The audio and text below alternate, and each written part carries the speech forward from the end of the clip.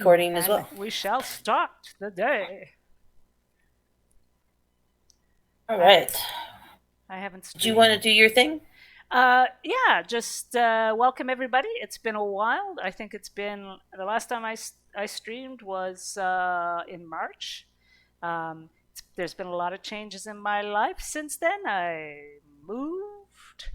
I sold my house. I moved. My spouse and I moved, trying to resettle.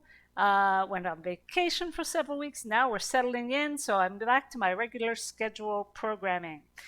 Starting with D&D Queer Quest, Elder Scrolls. Welcome back, everybody. That's me. All right, Hag's back on the air, and we're glad to see it. All right, everybody, I'm your game runner, Dexter, and I am running. We are running the Calgary LGBTQ2SIA plus D&D meetup group through our queer questing series, where we go through a funhouse dungeon and see if I can kill them. Simple as that. It's a lot of fun. And you usually do. Sometimes it works. Usually I do. I got 2 of you guys down, but not out last time. Gosh, now we gotta try again. We're missing a couple of folks tonight, so it'll be interesting. Maybe this will be the night I get to shine. I don't know. Take advantage of your low numbers. Let's just go through the people that are here and introduce your characters. Let's start with the wonderful, small but powerful Beam. Beam is a fairy assassin rogue. So, and she's the newest member of the fellowship here, and so I mean, there's still a cloud of mystery around her. But one thing we know is that she's loyal to her friends, and she's not always there, but she's there at the right moment. There. Nice, thank you. And let's see here. What else do we have? Let's go to Miriam. Here we go. Miriam is a Goliath paladin who is the meat shield for the group. Quite loves that role, wants it, embraces it, believes in it. Is always into wanting to face the battles and go in screaming with battle rage and battle blood.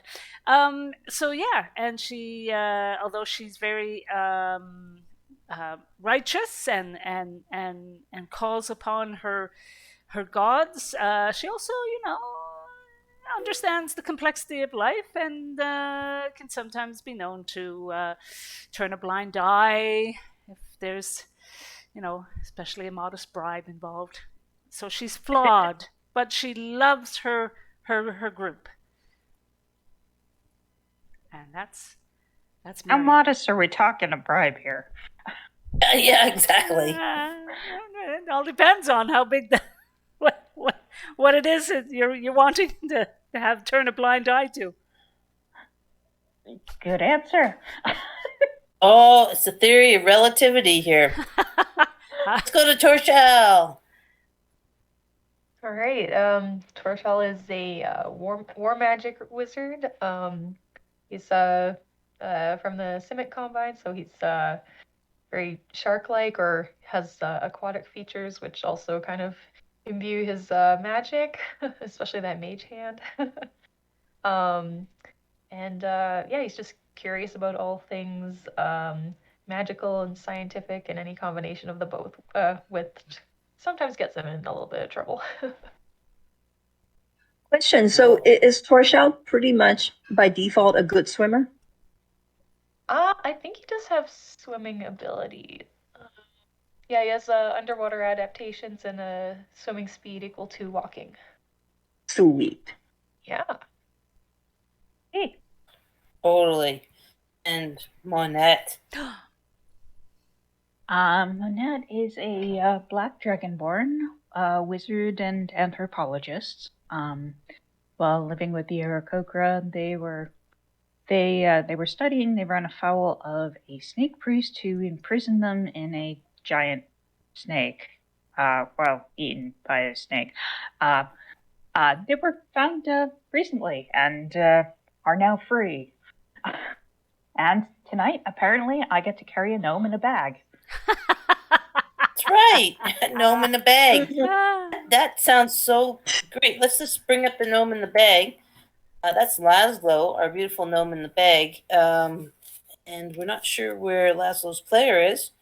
But Laszlo last time, unfortunately, had all the metal on their body disintegrated.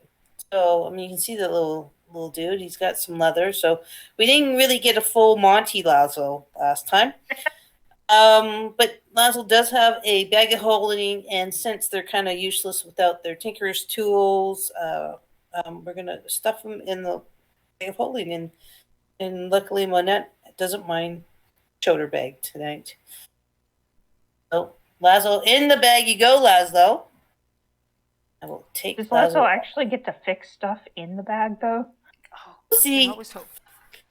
We'll see. We'll see. I mean, the great thing about when people don't show up, and let's talk about the other no-show, Nari. Nari. Who is a Twilight, Twilight cleric who usually heals the shit out of everyone, has kept them all alive and brought them back from the dead, is apparently out That's with okay. other friends tonight. And I did say, I did text our good friend Nari. I said, hey, no problem. You're not here now. I have better odds for TPK. And, he just sent me a crying face. I'm like, yeah, crying game. Nope. Too bad. But yeah, no, this is great. So without your two other friends, thankfully, Miriam will also play Nari. So you do have the benefits of Nari's abilities. And as far as Laszlo, yeah, I mean, when Laszlo comes back, we'll see what happens. I mean, who knows if that bag's gonna survive? Just saying. This is a funhouse dungeon crawl again. High probability of everyone dying, and that's exactly where we are. So we're in the dungeon. You guys dealt with the monkey, the barrel full of monkey's tomb, and you are now in Lamont's tiny hut that Nari has cast, and it's a forced dome. Nothing can come in and nothing can go out, but you're quite comfortable inside. It can fit up to 9 creatures, and you guys are doing a long rest. And we'll just jumpstart this whole thing and say you get through your long rest of 8 hours, and everything is fine. And Nari's going to dispel the Lamont hut unless there's anything you guys want to do. So everyone make sure that your health is at full. Your spell slots are back at full, so make sure you're checking your spell page and making sure you're bringing those slots back up. And everyone feels alive and happy and revived. And I'm just looking on Nari, and for some reason Nari has their AC at 4, which doesn't make sense. Okay. I have their stats down, and Okay. and I'll fix it. Okay. So it should be up to 18. They actually have a really high AC. Okay.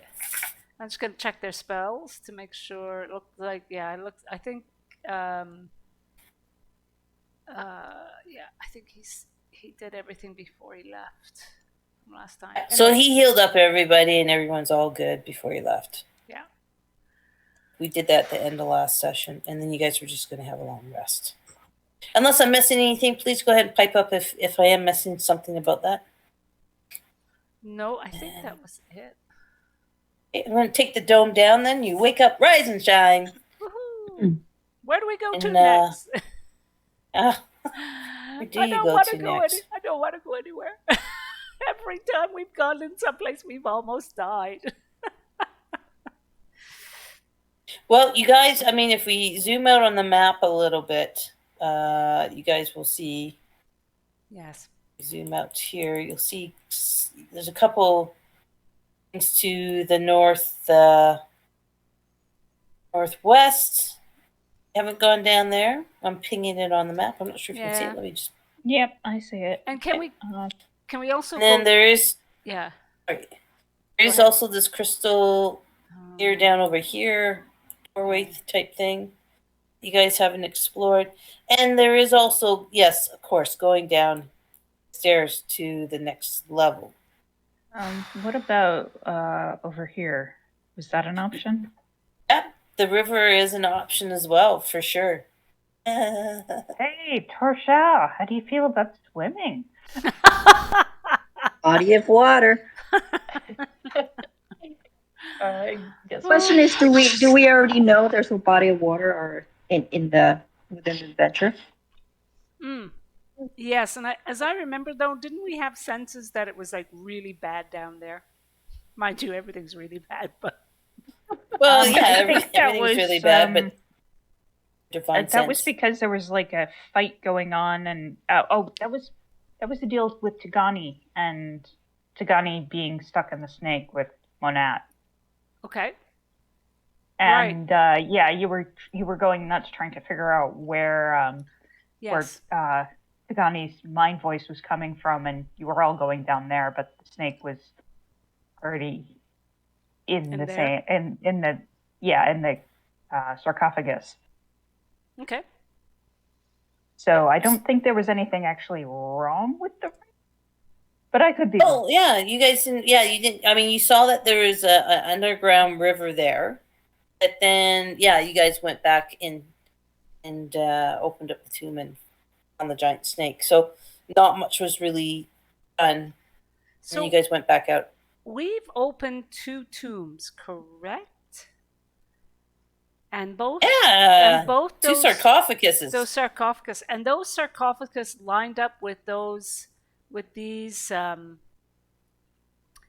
images. Yes. Yeah. Okay. You So sure did. You did. You did. Oh, that's not the right thing. Sorry about that. I was trying to. Looks menacing. click on Yeah, I know. Menacing. No, that's just the cauldron. We're not going near there.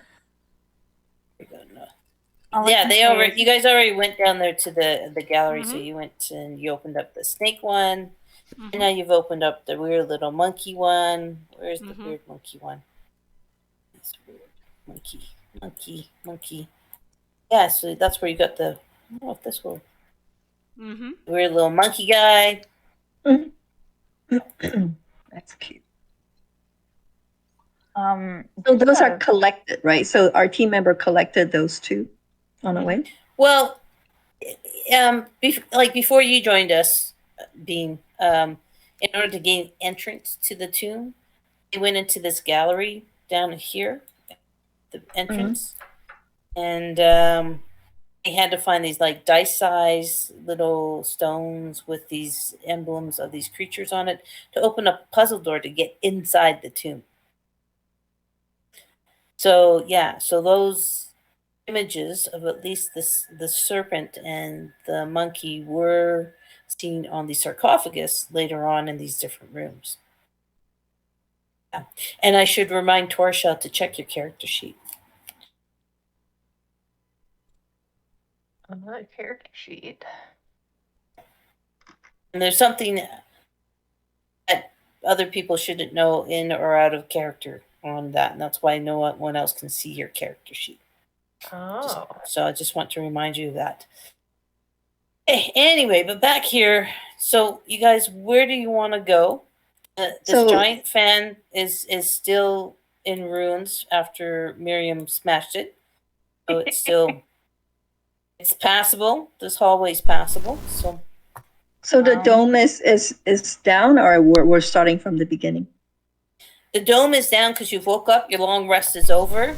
8 hours have passed, and now it's like, what do you guys want to do?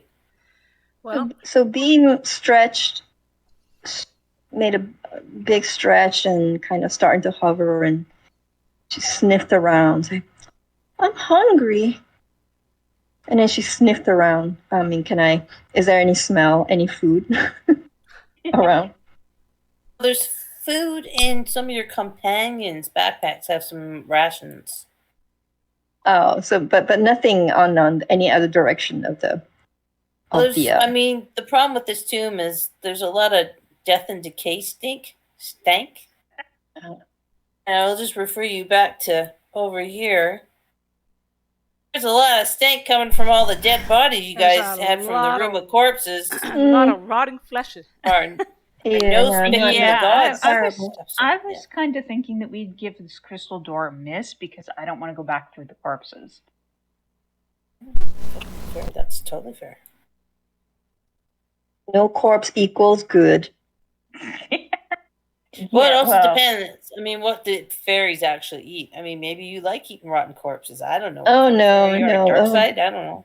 Remember how bad it was that Beam had to throw a whole potion of peppermint all over because it smelled so Yeah. bad? And yeah, she has no stomach for those. Only pleasant things. You're in the wrong place, dear. Yeah, exactly. Yeah, I mean, it's like she doesn't even know why she's there. I think there's nothing but death and decay in this place, including She our own. just have to spread those nice scents around everywhere you go. So I'm going to kind of vote for here, just because I tend to be a bit pedantic about this stuff, and well, I'd like to kind of Actually, explore yeah. the top before I go down further deep. that works for me. Any objections? No objection. The great thing is, Miriam, that you, because you're playing Nari, have 2 votes. It's like Survivor. You have a secret advantage. Ah, wonderful, wonderful. Ah, Everyone's in agreement, then grab your marching order and all right. you can get to this point safely. And the strong whiff of dead, decaying bodies come from the pile Cute. as you pass through there. So grab your tokens, folks. Come over here. I'll go here. Now Now- can go second. I'll go third, Before we start, or I Might can as go well- fourth. might as well do the Nari's night vision thingy, right? There you go. Yeah. So bring everybody, it up. what was it again? I think there is a limit, so let's just check. But maybe Yeah. we might have enough because because That's Laszlo's fine. in the bag of holding. Yes, I'm just trying to find it back on his eyes of the night. You can see through the. Let me put it in chat. You can see through the deepest gloom. You have dark vision out to it. In that radius, you can see in dim light. Yeah, okay. As an action, you can magically share the dark vision of this feature with willing creatures you can see within 10 feet of you, up to a number of creatures equal to your wisdom modifier. So the wisdom modifier is 5. So I think, yeah. I think you got pretty much everyone covered. Yeah. You don't have to put it on Laszlo. No, 'cause- Yeah, and Beam has dark vision. You don't even need it. This, Yeah. I mean, I think this is a Well- beefier version, isn't it? Well, that's the thing. Like, your oh, this natural is- dark vision doesn't go up to 300 feet like Eyes of the Night, Yeah. right? Well, this Eyes of Night is for Nari, but then they give dark vision, regular dark vision, to your friends. Oh, I Yeah. see. So who needs it? I think Pretty sure I do. I think that we determined that Goliath probably I do. Okay, so we'll say that. Oh, what is that token on you? The eye token? Did I put that on you? Sorry. There we go. Yeah, the eye token. So let's put the eye token. Yeah, the eye token's on people that need it. And then also the other thing that Nari always does is picks a few people to get the benefits of aid. So can you put aid Right. up in the chat there, please? Yep, I will. 8. Is that I think it's aid. it's a It's it's a spell, right? Yeah, I think so. Yeah. So I have to go in the spell. Hang on. 8. Oh. 8. Okay, hang on. I got it. Joop. Hey. Awesome. Thank you. So let's see. How long does it last? 8 hours. Yeah, that's the thing that Ari also does. Yeah, for sure. 3 So creatures. you get, and your maximum hit points. Now this is the one where we put these extra hit points, and technically they're not temporary hit points. We put them on your token inside the red bubble. Right. So yeah, so your spell boosters toughness and resolve. Choose up to 3 creatures. So let's do that.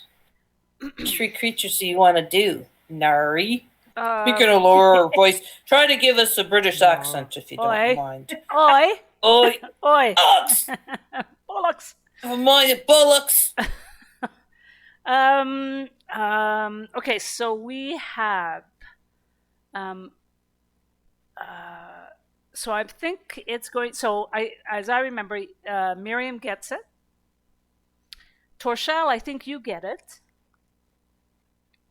Because we still have those little stars on who got it last time. Yeah, so Torshal and Monat got it. Monette. So because Monette's AC really sucks. Yeah. So we'll give Monat and Torshal and Miriam, or should Neri got it?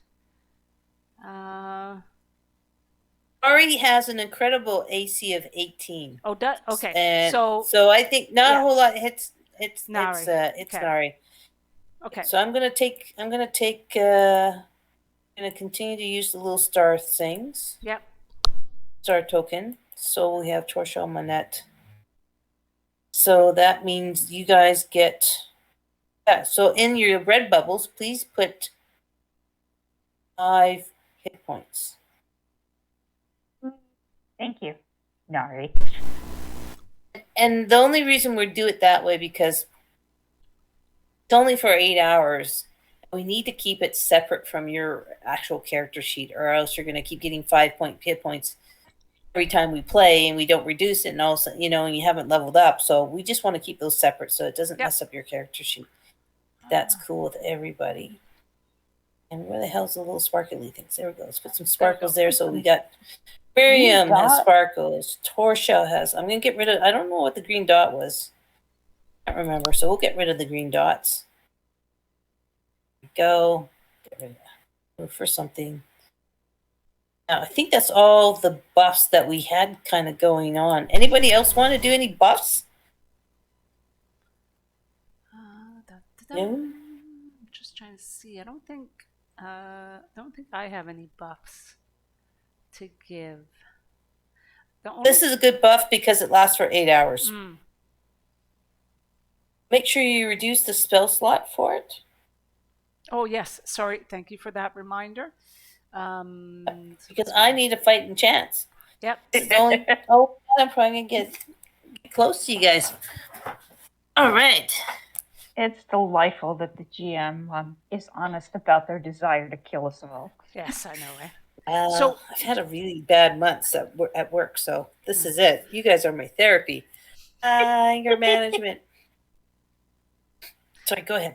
So just as well, just to let people know, it's not an intentional buff, but I have Aura of Alacrity. You emanate an aura that fills you and your companions with supernatural speeds, allowing you to race across battlefield in formation. Your walking speeds increases by 10 feet. In addition, if you aren't incapacitated, the walking speed of any ally who starts their turn within 5 feet of you increases by 10 feet until the end of that turn. It's an odd one, but that's okay. And then make sure, Miriam, that you know Nari's, like when you're in a fight. Yes. Or that he casts, I think it's like some kind of twilighty thing that gives people around it, and then we start dealing with the, gaining that temporary hit point thing. Yeah. That's something that when you get a chance to take a look at. Yep. I gotta look at those. Any other prep stuff that you folks want to do? And okay, let me show you a little bit more as Miriam standing at the corner, and it reveals that. Let's see if we can get this stupid thing to work. There's another corner. Miriam, can you give me a perception check, please? Yes, perception check. Perception check.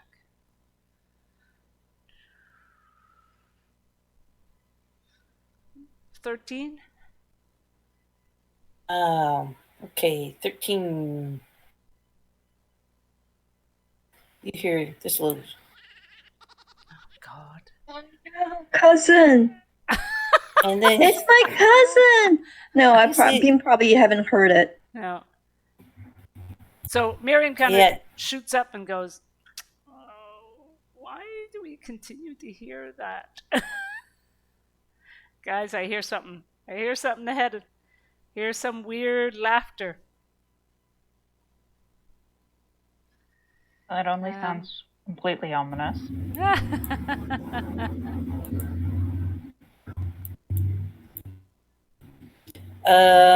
Yes, that does sound a little ominous. And actually, a Beam, your passive perception is what, 18? You see, you see a little head. That little fucker. God, those guys. Walking around the corner. Nobody else sees it but Beam. Hey guys, it's my cousin. He's right there. Remember him at the in the box? I would like to take this moment to advise caution. He can be your cousin after we prove that he's not going to kill us all. And how do you know? He's not going. He's not going to. I mean, he's. You know, I know that he won't. I mean, Beam is Beam is drifting forward. Yeah. That little and as you're drifting forward, you see that little sucker realizes that you recognize him, and he scampers around the corner out of sight. Wait, can I grab a hold of Beam before wait up! Before she gets away? Miriam takes the warhammer out and kind of pops it up so that in front of Beam if they come by, and I'm like, okay. Well, let's wait. Let's Beam, boy. Let's have as Beam drifts past or overhead of Monette.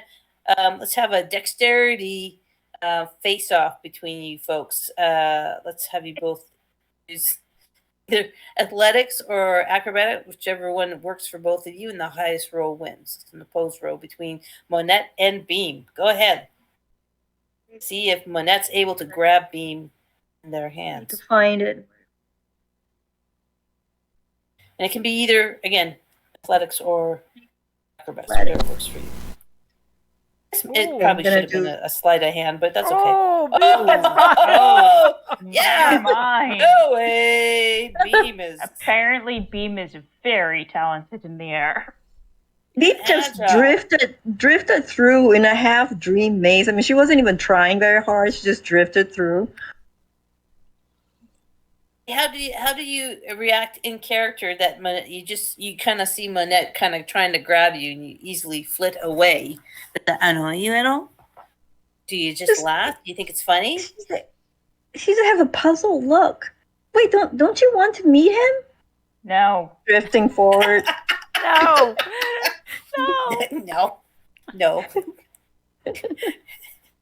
Oh, that reminds me. I need to give you all. I'll just shout ahead to Miriam. Beam is a little bit too enthusiastic about her cousin, and is a little bit slippery. Good luck catching her. Miriam turns around and says, "Beam." Damn it! Damn it! I guess at this point, Beam just kind of bumped into Marian's, chest, like in the back of her back, and kind of bounced around and yes, Miriam. Can we go forward? Yeah, we'll go forward. But can you just hang out with us for a while? Okay. Beam settle down on Miriam's shoulder and grab a strand of her hair and kind of cozy in. Okay, so I'll go with you, okay? Okay, We go first. we'll go All first. right. We'll go first. Yeah, Miriam, do you wear your hair in braids? Let me go. I need to go back and take a look at my. Oops, where's my character? Oh, why can't? Well, either way, I think you'll be taking one for the team and having your hair in braids if it's not already. Yeah, Beam's been busy. Oh well, whatever. The Goliath just shrugs and says, "Really, it's such a small thing. Like Miriam just doesn't notice it, right? It's like, what? What do you mean? What?" And turns around. And I'm like, what? What's? Oh well, whatever. All right. Ah, damn it. All right, so Miriam takes out her hammer Beam's gonna go here. and is just going to kind of cautiously go up here and just peek around the corner. As how as well as a Goliath can peek around a corner. Are you trying to be stealthy, or are you just peeking around the corner? I'm just peeking around the corner. All right, because we know how stealth works for you. I know better. I know better than to bloody well try to be stealthy. That's right. You're the meat shield. You're not the scout. All Exactly. right. Might send Beam ahead. if I Yeah. trusted that she would actually come back to us. Yeah, exactly. All right. I'm going to show you a little bit of what you can see. Sorry. Let me just do some Bug of War reveal. You can see down this corridor, and you spot something shiny glimmering at the end of this corridor. Luckily, you do have that darkness on you so that you can see it, because it's fairly dim light, except there's this figure at the end of the corridor that glows slightly. Sorry, I have to zoom out a little bit. Let's go here. Sure people can see it on our. There we go. Great. And let me just show it to you real quick here, Miriam. So there's a small illumination coming from this figure at the end of this corridor. Okay. That's what you see. I'm just looking at my divine sense. How far is it for divine sense? Let me just go. Let me pop that in. 60 feet. That's more each block is 5 feet. Yeah, so we're looking at 2, 3, 4, 5, 6, 7, 8, 9, 10, 11, 12. Okay, so I can tell you this thing though is large. Yeah. All right. Size. Can I want to run a perception check for that 1, 2, 3, 4, 5, 6 for these blocks, just to see if I can detect any possible traps, looking ahead kind of thing. So you're kind of scanning for for anything. Things in the floor, holes in the walls. You've already had bad experiences with darts in the walls. God, yes. Yeah. Okay, go ahead and roll it then, please. Okay. Oh, crikey. 13. Well, 13's not too bad. 13's not too bad. There's nothing obvious. You don't see any holes in the walls. You don't see any noticeably different heights between the floor tiles. Nothing really noticeable. Okay. So I kind of motion to everybody back here saying, okay, guys, there's basically a long corridor that's probably about 1, 2, 3, 4, about 100 feet or so long. Not getting anything bad for the first kind of 30 or 40 feet. So I'm going to kind of go ahead. If you want to come with me, there's something big.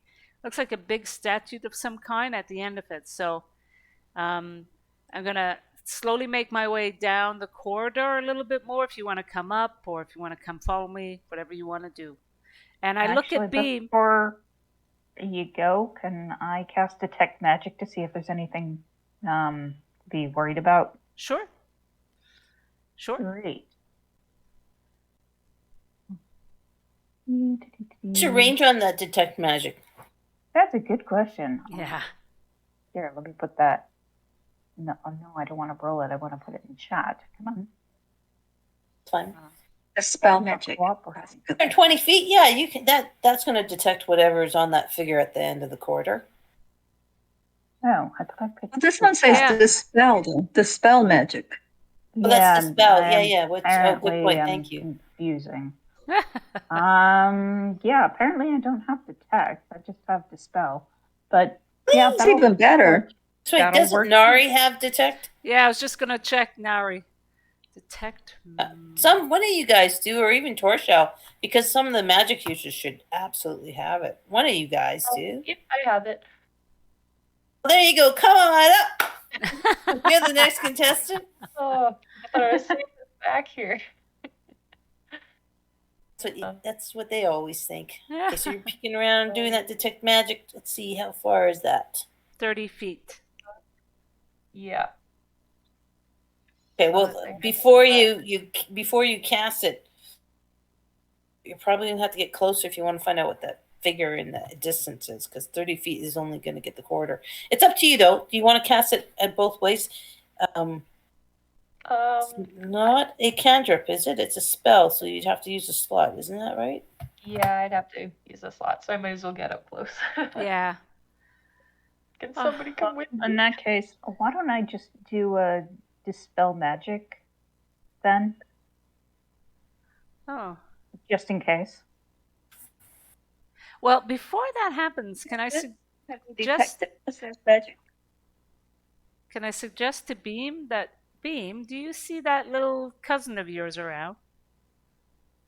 So Beam finished off the right braid, of the right side of the Heidi braid that she was doing, and she flew off to the other shoulder and said, "Okay, let me take a peek." So, should I do perception? Sure, please. Okay. Perception.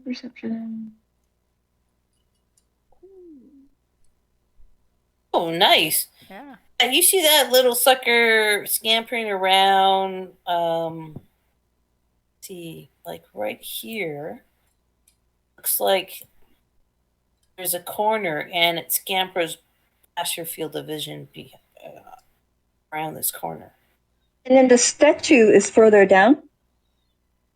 Yes. So right here, let me draw this. So let's draw a little thing here.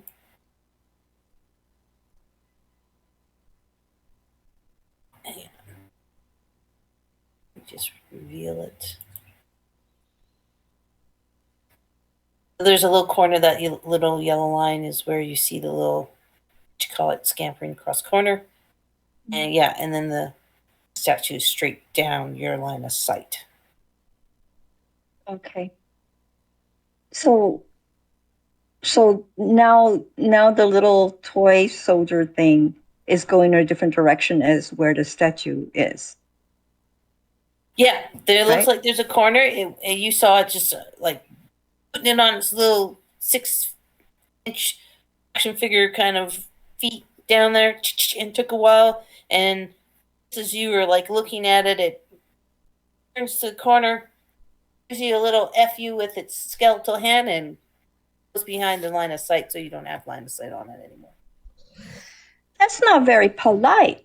Well, she turned back to Mara and said, my cousin went that way. She turned, she pointed a finger towards the corridor.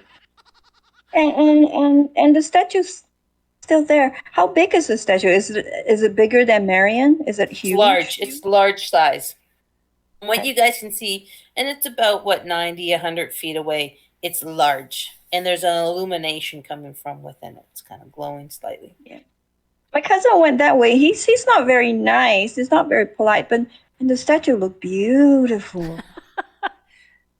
It's all golden and nice and shiny. And then with that, she went to the other shoulder and started working on the other braid. What are you? God damn it! Miriam's muttering to herself. Didn't even explain. Didn't even try to justify. All right, so I'm thinking, let's go ahead, and I was going to move up to just around here. Is that okay with Okay. people? So I'm saying to people, let's go up a little further. Let's just see what's up here. So I again head The way. right there. Miriam. Isn't Nari right behind you? Nari, yeah, Nari's Shadow. usually, yeah, they're about there. Rochelle, Monette, where are you folks going? I'll be cautiously right behind Nari, where it's safer. Okay. So can everybody give me a strength athletics test? The difficulty of 13. How much? 13 is your DC. 13? Okay. It's an athletics check. Athletics check. But I suck at athletics. Is that the saving throws? No, Bob? not saving throw. It's an athletics check. Okay. All right. So Miriam's passed. I'm just going to do Nari now. Ow! That doesn't make it. Oh, Beam makes it. Torshell makes it. Oh, that's Oh, that's Nari. Nari. Nice. Yeah. All right. This is so much fun. I love this. Sorry, John. He's eating chicken wings and beer. He gets no sympathy. And let's see here. Really, the blink of an eye, all of a sudden Nari goes flying up past. Comes to the base of that. Shit. And Monette goes flying up past as well.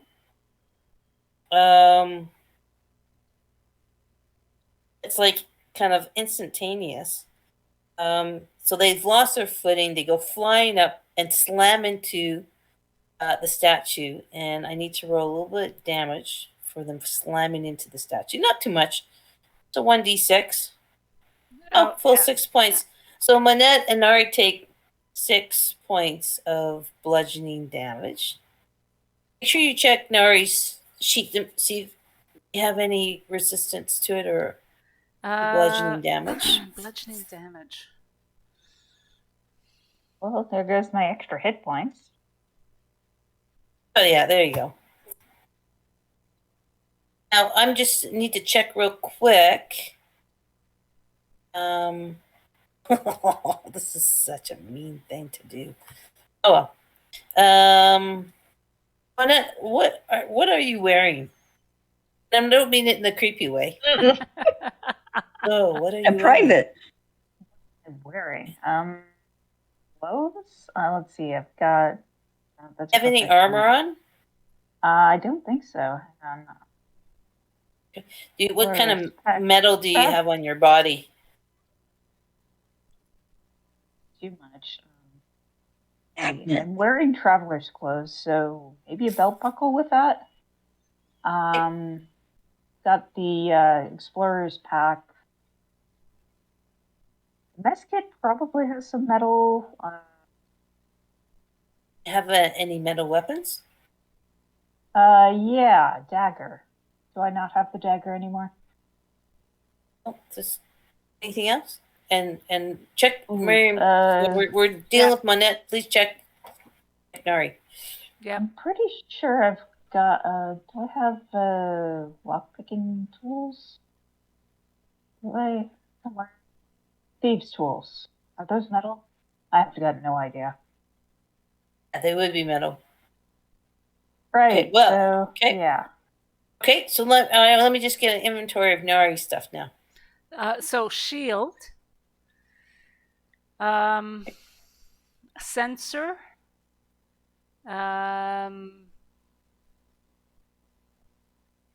don't know if the healer's kit probably isn't. Breastplate. What's going to be on? Yeah, what's going to be on his exterior, right? So what's he wearing? So breastplate, and warhammer, and yeah, that's it. Okay. I'd So say. as you guys, they get whipped down, clang onto this, but now is apparently a metal statue. And because they're a little closer, I'll just read this description to you. It's a rusting statue of a knight that stands in the west end of this hall, gripping a large iron shield. Shards and flakes of rusted metal cover the floor around the statue's feet.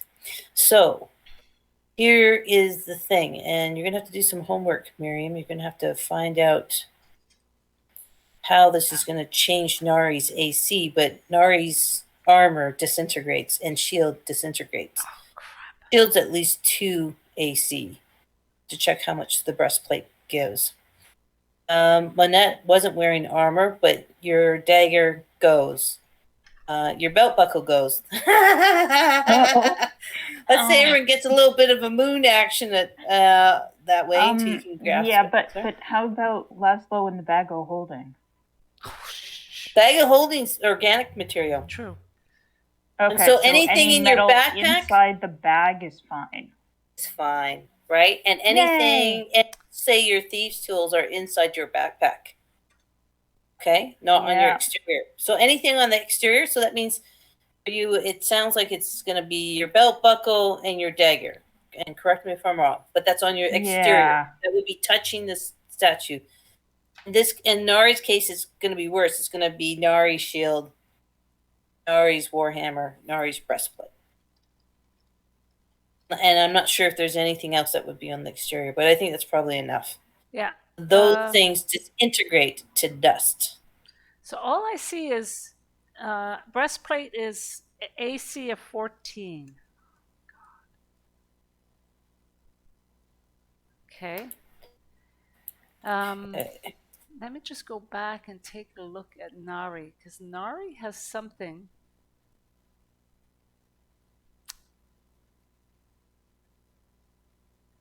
Armor proficiency. Let me just see what this says. Oops. Druids will not wear armor or use shields. They can. They just choose not to. And he says, I do. That was a bad choice. Should have had a bone shield. There you go. Gods are not pleased with them.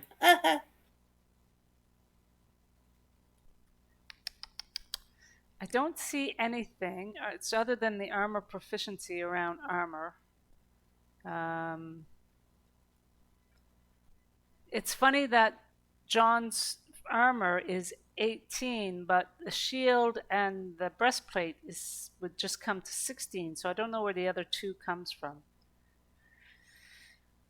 Right. Unless it comes from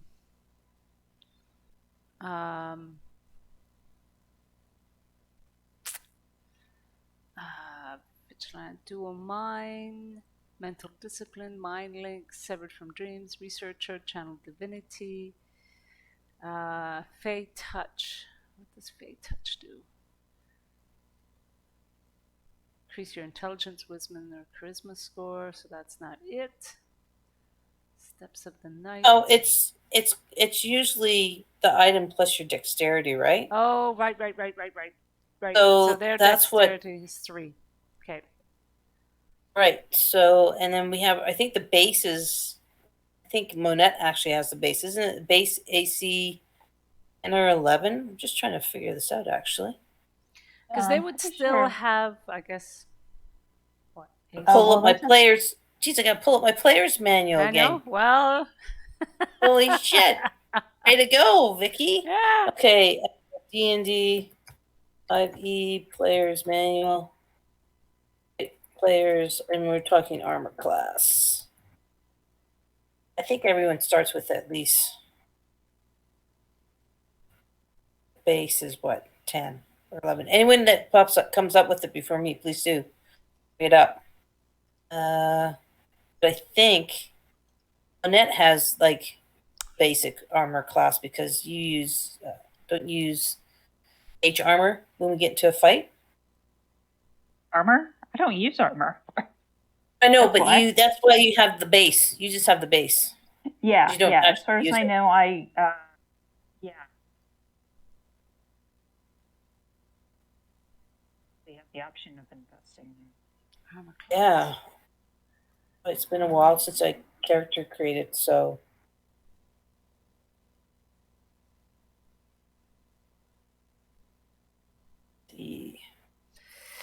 I think it's Okay. AC equals 10 plus your dexterity modifier is what it is. So with armor or a shield, your character's AC equals 10 plus your dexterity modifier. Right So it'll on. be 13.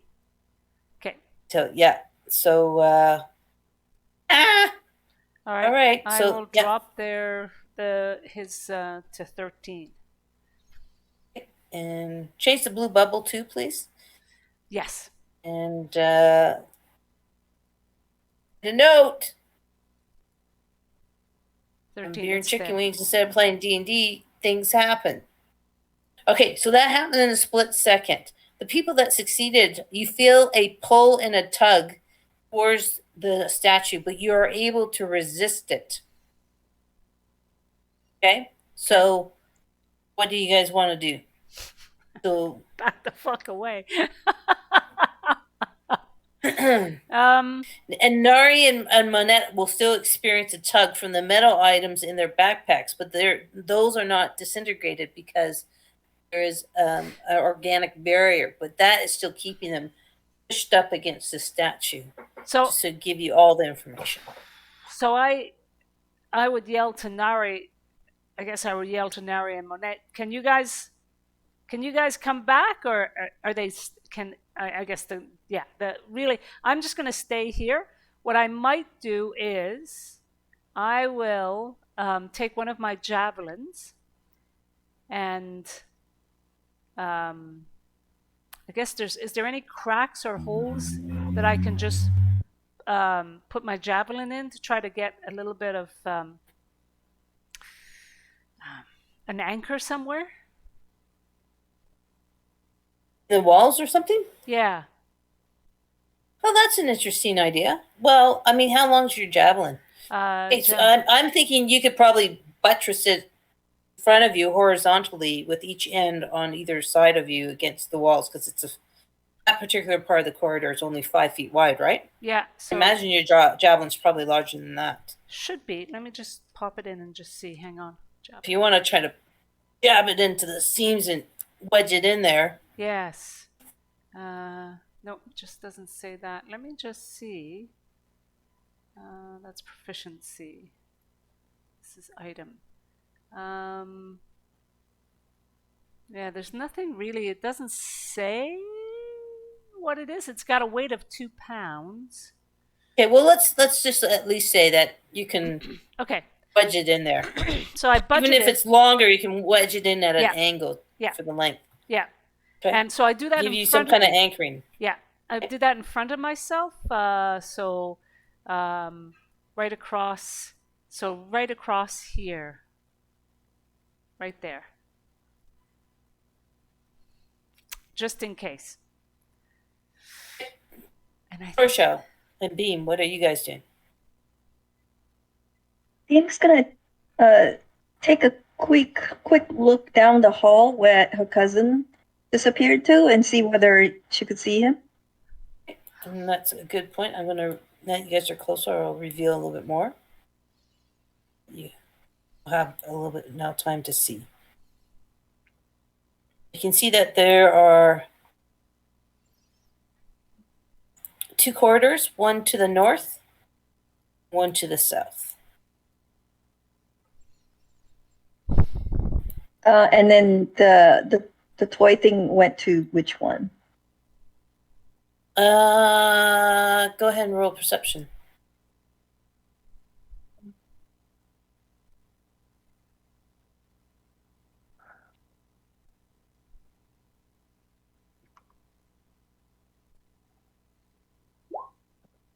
Before it went to, you see it running past the corner going to the north, and before it does, it gives you the again profane,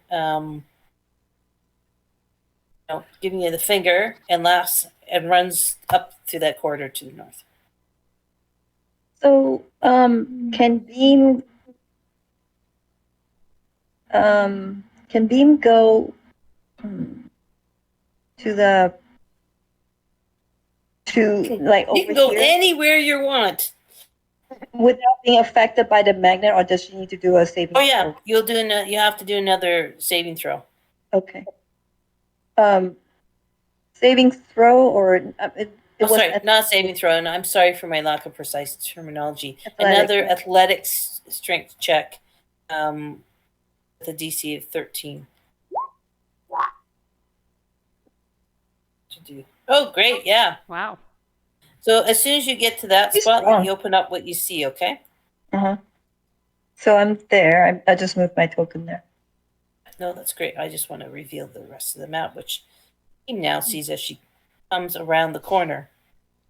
So what you see, Bean, is, or really what you see in here is some kind of fountain as well. And you see that little fucker jump into the fountain.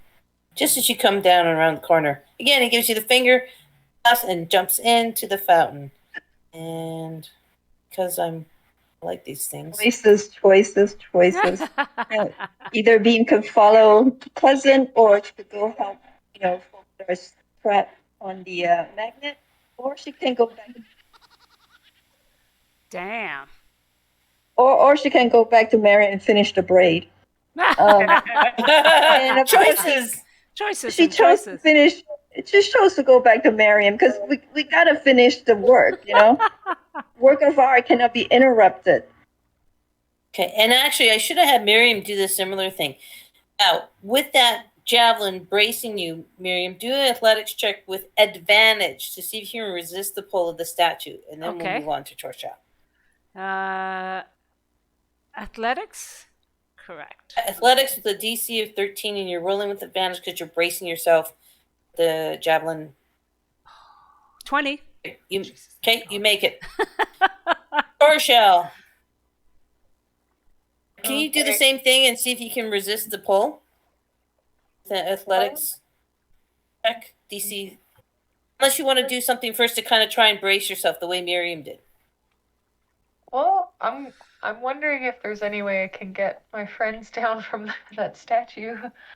Are you within range to do dispel magic or something, or? Sadly I don't have dispel magic, but Oh, who had it?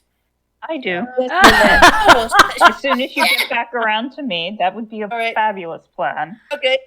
But it might not be magical. It might just be a magnet. A huge, big magnet. It could be, or it might not be. I would, if it's a giant magnet, we can both figure that out later. Miriam will tell you that I pulled the magnet trick on them before. Trisha remembers that as well. Ooh, science! I blinded them with science. Science sucks. Right, go ahead, Torshell. What do you want to do?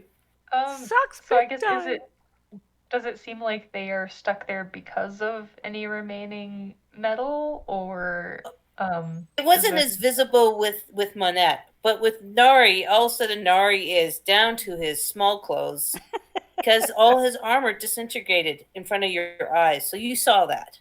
Mm-hmm. So all the metal in his hammer, at least the metal part of the hammer, disintegrate. I feel bad. It's almost like Thor losing his hammer, shattering. I'd say so. Anyway, it's very similar. But he's still stuck there despite losing all the metal. Well, not all the metal's gone, right? So he still has metal in his backpack, that's pulling him and attracting to the statue. So when you've seen that metal that actually touches the statue disintegrates, metal still on the person's body will still have the magnetic pull, so that the force is still pulling towards the statue. If I explained that right, sorry. Yeah, I'm gonna I guess I'll try something on myself first, and then if it works on me, then maybe I can use it on them. I'm gonna turn myself into the octopus. Nice. Oh, nice. I love that. Giant octopus? Yes, please. Right. Hopefully sorry, without guys. any metal, I won't get tugged, but we'll see. How big is a giant octopus again? It's a giant octopus you can put yourself into? Is it just a regular I octopus? think it was just the regular octopus before, but maybe Little I could one? do a giant octopus. Because the regular size octopus was just a small beast. Yeah, exactly. And the other giant octopus that we've used in the past was either polymorph or it was the druid. Right. Yeah, I am using using it the as a wild polymorph shape. doll, so Is that what you're using? yeah. Oh, cool. All right, let's find a token. Get the giant octopus back. It's not a game unless you have the giant octopus in the game. Exactly. That thing has saved your guys' behinds more often. Find the giant octopus. Here we go, giant octopus. Come, come, come. For me, it's just loading up. Pay all this money to tell us, and you think I'd have decent upload rates on my internet, but no. Thinking about it. There we go. All right. Giant octopus. Wow, you have a strength of 17, which is a +3 modifier. Let me edit it and put it in your control. Where is Torso? Torso can control it. And players can see it. Save it. You should be able to move it, Torso. Yep. Wow, that thing's big. How big is it? It's a large beast. Goodness gracious. Let's see what that. Sorry. You're large, aren't you, Miriam? Yes.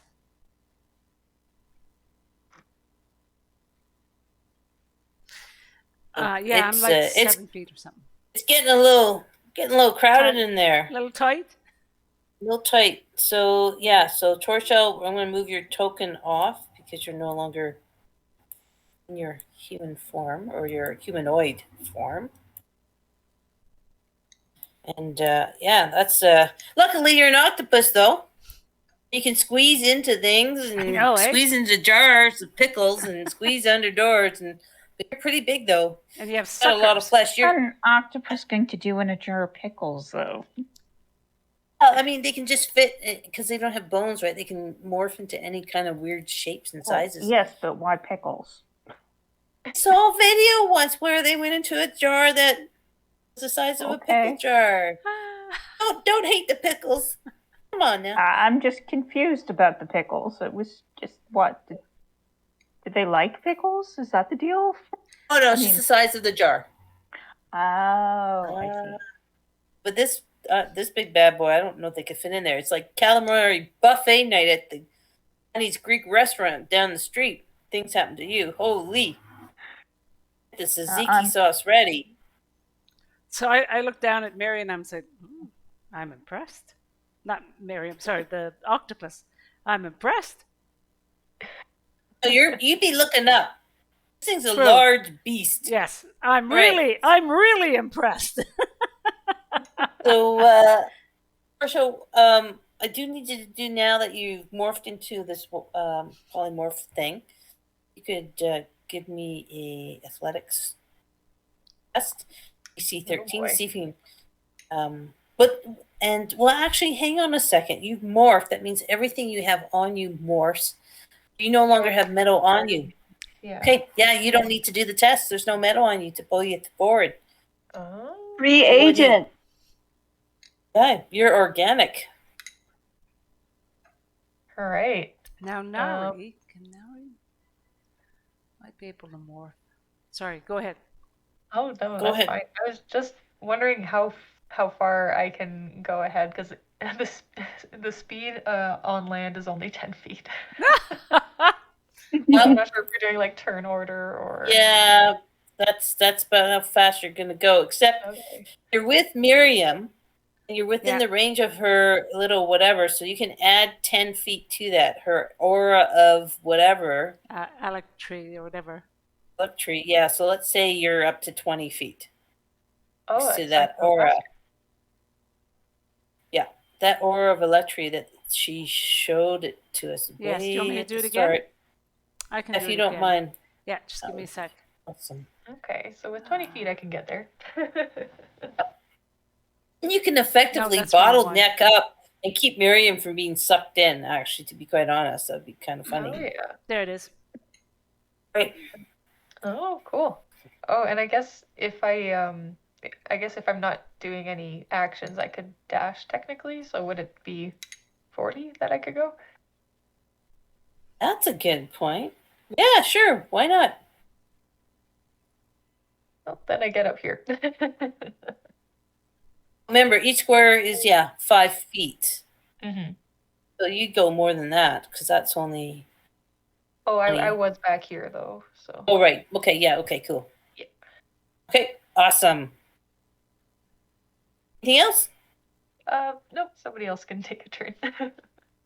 Right. Still smells fishy. Right. Let's go Um, back to Manette and Nari. Go ahead, Manette.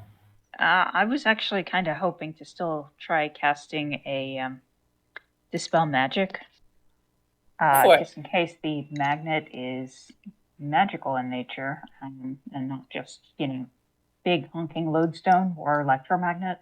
I don't know what they got here. So for dispel magic, the DC would be 17. Okay.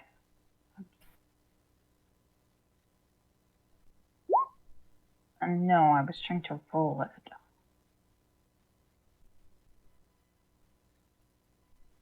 Okay. That should work. Yeah, I guess I'll do it at level 3. Why are you not rolling? I'm confused. Two. Casting one action, blah blah. Choose a creature, type, matter, object, any spell, third level. Maybe because it's. DC equals. I guess. Maybe it has to try and resist it, but that doesn't make sense because this is something else. It's not a creature; it's an object. Well, that's the thing. I'm trying to roll it from the spells, Yeah. and all I keep getting is putting it into the chat, or the description into the chat, not an actual roll. So Yeah, it's like something that the thing that you're targeting would have to resist your spell DC. But in the module, it says if someone attempts it, then the DC is going to be 17. So I think you would probably just roll an attack. So you would use 1d20, and your modifier is 8. You'd add 8. You just have to beat a DC of 17. That's what I'm thinking. If anyone has any better ideas, then. oh, that just really sucks ass. Now, don't forget, you guys have our inspiration token. Inspiration. Yes, Inspiration. I think I would like to be inspired and try again. All right, so go ahead. I'm going to steal that inspiration token from you. Oh, please do. I could actually get my stupid roll 20 to work. Yes. Way better. So much Way so much better. Oh my god. That's so great. Yes, as you cast it, the illumination coming from the statue dissipates. And you and Nari kind of release from the pole. The magnetic pole is gone. Nobody feels that force exerted anymore, and you guys kind of like tumbled to the ground, into the dust. You're pinged up before it. You now release. You're free, and the magnetic effect dissipates. So well Great. done. In Make that sure case, you take off a spell slot for that. I already did, and Monette's going to get to their feet and, pull their pants back up and, try not to moon everybody too much. Just enough. All right. Dang. Maybe give a little tail swish. I don't know how pants work with critters with tails, so whatevs. I'll just nod and smile here. Okay, and now that you guys kind of dealt with that little bit of emergency thing, I'll reveal a little bit more. Beams look north and south, and see that it's a corridor that ends in a dead end. And I said to, oh, go ahead.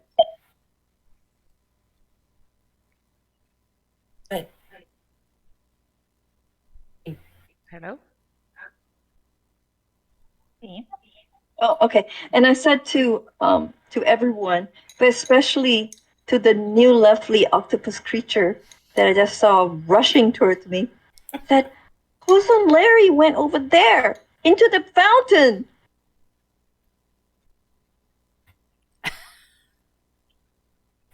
So, oh, can people hear me? Yeah, I can hear you now. Yeah, totally hear you. I think they just don't know what to say. I'm like, Beam! You guys seen that old sitcom before, right? Which sitcom? I know with Balky and I don't remember. Oh yeah. Cousin Larry. Strangers? Yeah, Perfect Stranger. Yeah. That sounds about right. I kind of look at Beam and I said, Beam, read the room. Read the room. Beam is like from multi-dimension, so you can never tell which time and place and universe you might be popping out from. Oh my god.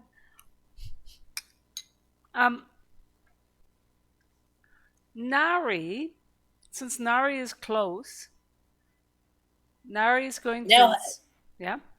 All right, no, you keep going because Nari's definitely going to have a reaction to losing his armor, his shield, and his warhammer. It's like a stick in his hand. That's all left is the handle. Nari's like, bollocks! So Nari's going to start looking at this statue, is going to inspect it. Let me just double check. Sorry. No problem. It can do. He's going to do an arcana check on it to see if there's any way to get his stuff back. Or is there, get a sense of what the fuck happened, and is there any way to save something out of this shit show? Any bit of dignity. Roll it. Yeah, roll it. Okay. Arcana check. 24. That's a great roll, but no. Once even just looking around it, and again, you guys are on an alien planet, so you don't really know who this figure is, what they represent, right? So again, I'll just bring that up. It's pretty cool. At you. Pay good money for that token. Anyway, I mean, you can shift through what used to be all his metal.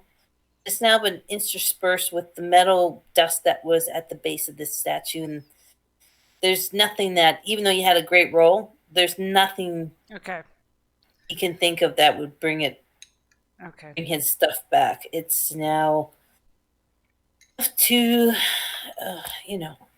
dust to dust. Yep. Shit happens. I told you, expect the bad worst. Things are bad. Right. Oh, Lord. Great roll, but there's nothing more I can really give you. Okay. It's no longer, as far as the dispel magic is. all Oh. traces of what kind of magic it would have had are gone. Right. Anybody have like chemistry? Chemistry? Yeah, chemistry as a skill. Talent, or something. It's not good. There's nothing that's going to bring it back. It's dust to dust.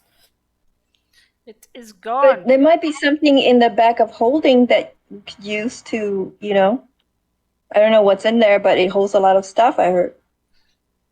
Oh no, I was just thinking that we wouldn't be able to get our actual stuff back, but we'd at least be able to, if somebody was able to have the right knowledge of chemistry, we might be able to figure out how to make a reaction to unoxidize the metal there. Metal on the statue or the dust? The dust on the ground, and turn it back into iron 2 flakes instead of iron 3 flakes. Sorry, did I That's mention all right. I used to be a chemistry major once upon a time? That's okay. Oh, But yeah, cool. Score and you make know. that for us, like in Breaking Bad. but And then quit my job. No, sorry. Did I say that out loud? Monad doesn't have anything skill like that. It was just like, hey, does anybody have any chemistry knowledge? The only kind of chemical / engineering knowledge would be Laszlo? Laszlo. Do I have to open the bag and ask Laszlo? Sure. Why Where's not? Laszlo? Where's Laszlo? All right. Laszlo. Bring Laszlo up. I will open the bag and say, hey, Laszlo, got any chemical knowledge here? Oh, gosh. So, let's see. Let's look at Laszlo's sheet. Can everybody see Laszlo's sheet? This is where we run a character by committee. Because we're all feminists, right? There you go. Consensus. Magical tinkering. Blah, blah, blah. Laszlo's going to poke their head out. Look at the pile of stuff. I have no idea, and I'm not coming out if there's more disintegration shit happening. I'm trying to fix my shit, and I do not want my shit here. Whatever you guys just whatever it is, shit. I dispelled it, so it should be okay. Mm-hmm. And Laszlo's going to ask you guys to explain what just happened. You guys bring Laszlo up to speed. And no, there's he's going to put his little hands out and check the dust. It's going to be all mixed up with whatever was in here. So even if you could bring it back from its disintegration state, which, again, I can't make gold from out of the air. It would be a really interesting transmutation type of magic, which he does not have. There's not much he can do. Otherwise, he would have been at the other chest trying to put his shit back together, right? True. Yeah, good point. I guess I see that he's got mending, but unfortunately for him, you have to have a lodestone and materials for that, right? Yeah. Oh well. Thanks for coming out, Laszlo. Back in the bag. No problem. Please don't bring me out when there's more stuff happening to metal. And he's like, you can see he's done little string holding up clothes and stuff like that. He offers you a piece of string net. Oh, thank you. Clothes. Right. Yeah. Darn. Now I don't have an excuse to moon the rest of the party. Fine. Thank you. Welcome. Go back into the bag of holding. Unless you guys need him for something else. I need them for something else. I don't even know what the pronouns are without them being logged in. But anyway, we'll stick with them. It's safer. Anybody else want to do anything? Miriam takes the javelin out and puts it back in her equipment and moves into it all and just watches what's going on. If anyone needs to move their tokens, yes, please do move your tokens. So again, let me just read to you what you see. In the north room, you see a large fountain. It seems to be crusted with moss. It rises in the middle of a circular room. The fountain has images of 3 marble maidens that stand in the fountain, holding pictures out, from which water flows down into the basin of the fountain.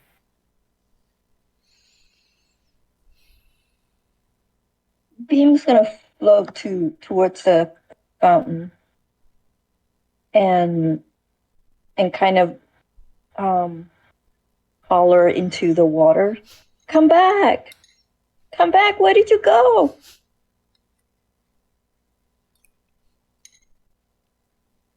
So just, even though this thing is, it's really only 6 inches tall. I'll put it right there.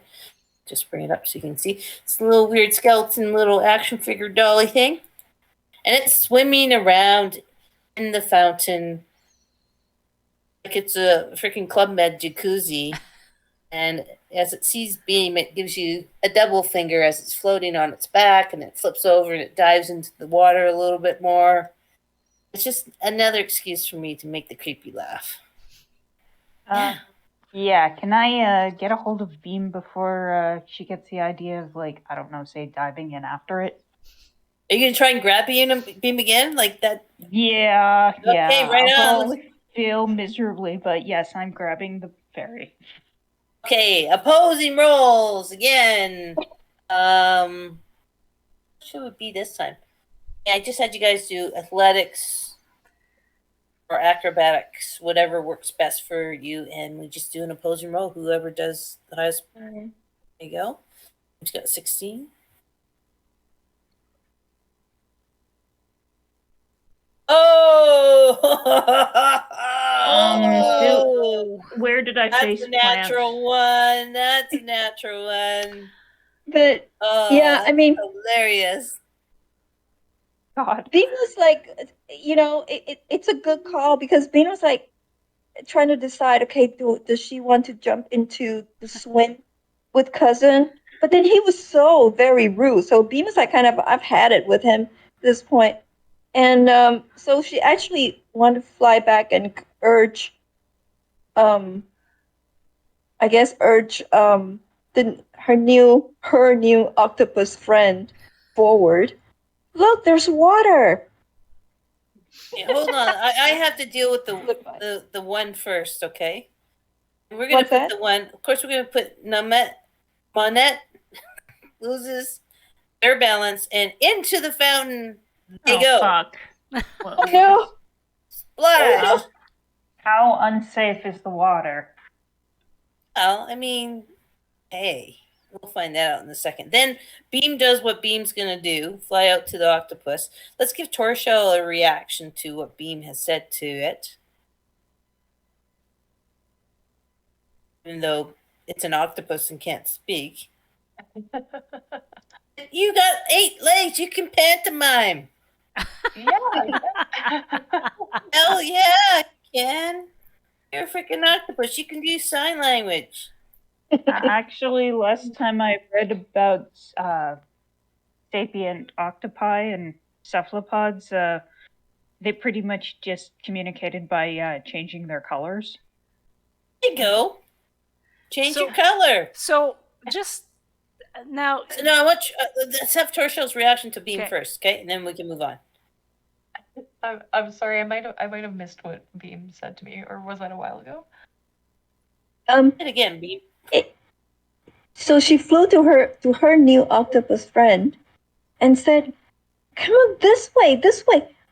There's water. Come that way." She's pointing to the fountain. Oh, okay. Just to get more fun in the game. I mean, that's Why all not? she cares about, obviously. Why not? Well, maybe the octopus would curl a tentacle into a little thumbs up and kind of follow. Right. I like that. I like that. Okay, so are you Beam and the octopus going into the circular room, or what's happening? Yeah, let's do that. All right. So move your tokens where you guys end up, and then we'll go ahead. Miriam, you want to do something? No, I was just going to say that Nari has Mind Link, and I don't know if Mind Link would Oh yeah. allow him to communicate with. Oh yeah. Totally. um, with the octopus. So Nari kind of Nari gently reminds the Torshell, remember, death and decay. That's all this place is death and decay.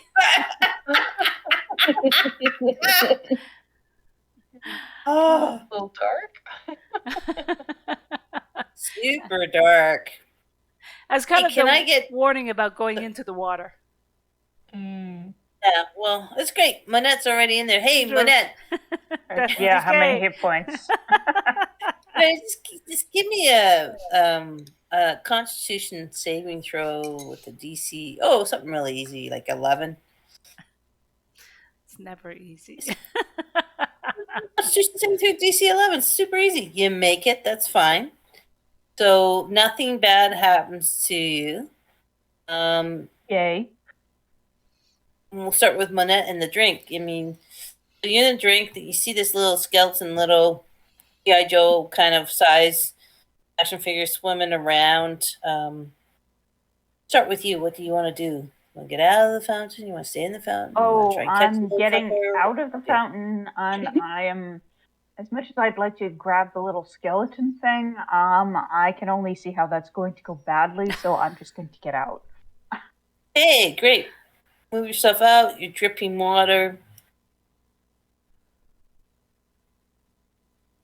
Great. I'll just wring out the bottom part of the neck. Hey, cool.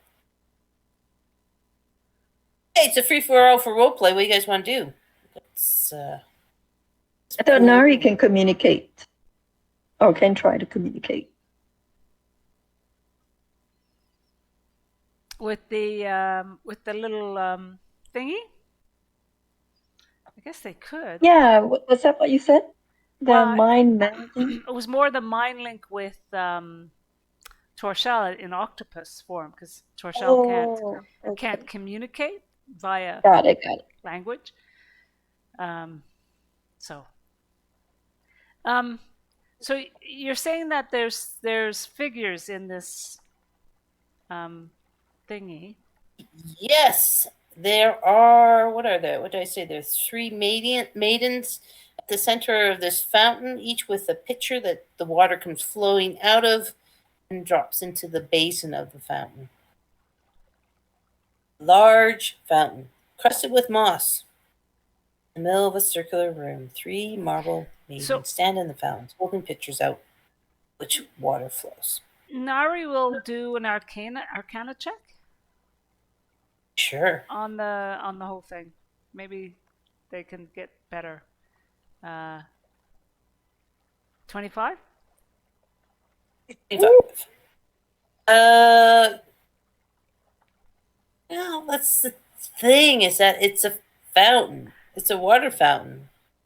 Okay. If you want to do detect magic, then I can probably tell you something else if you want to roll a detect magic. But it's looking like a fountain, and again, you guys are strangers to a strange world, and you're not sure what the 3 maiden iconology may mean on this particular world. But I mean, as you're checking out, looking over Monette's dripping form, you don't see anything wrong or anything magical that's happened to Monette. So without a detect magic, I couldn't really tell you anything else. Right. Okay. Detect magic. The only thing I've got. There's no runes or anything on it. There's no mystical symbols. It's not glowing light or anything like that. It's pouring water. I think maybe some of you might have the urge to pee. Can I examine it closer? Is that a perception or investigation? Depends. If you're going to touch it, it's investigation. If you're just going to look at it, it's perception. Oh, okay. Hey Nari, can you heal me if something bad happens? Nari said, "Of course." Great. Well, in that case, Because investigation was touch, right? you had the You've already been in it. Yeah, that's kind of why I'm volunteering, because I've already, yeah. Yeah. So that's investigation. Sure, what are you doing? Explain. Just describe to us what you're doing. Oh, I'm just gonna run my hands over, the edge of the fountain and maybe touch the maidens, but not in a creepy way. This night's going that way a little bit. mm, Going a little creepy. Give us a roll. Okay. It's an investigation roll, por favor. 11? Oh, Oh, really sad. yeah. I mean, it looks like it's a stone similar to marble. It looks quite ancient, actually. The fountain, there's cracks in it, some erosion from the water, but there's nothing. There's no secret panels or anything like that. Or quite, yeah, ordinary. Looks good and safe to me. You do see that little fucker is like bouncing around and doing like synchronized swimming in there. The little, like he's like being a very rambunctious carp. Well, hey, if he wants to swim around like a little maniac, absolutely. Knock yourself out, little skeleton. Anything else? Or anybody else want to try anything? so I've noticed that that last room we were in, there were 3 chests, and one was rust colored, and one was ice, and the other one was, what was the other one again? Onyx? Like onyx, yeah. Onyx? Right. So is there anything like that for these 3? Is there a distinction in color? They're made of the same. They're made of the same marble. Okay. They're Okay. identical, actually. Okay. And has sorry, I'm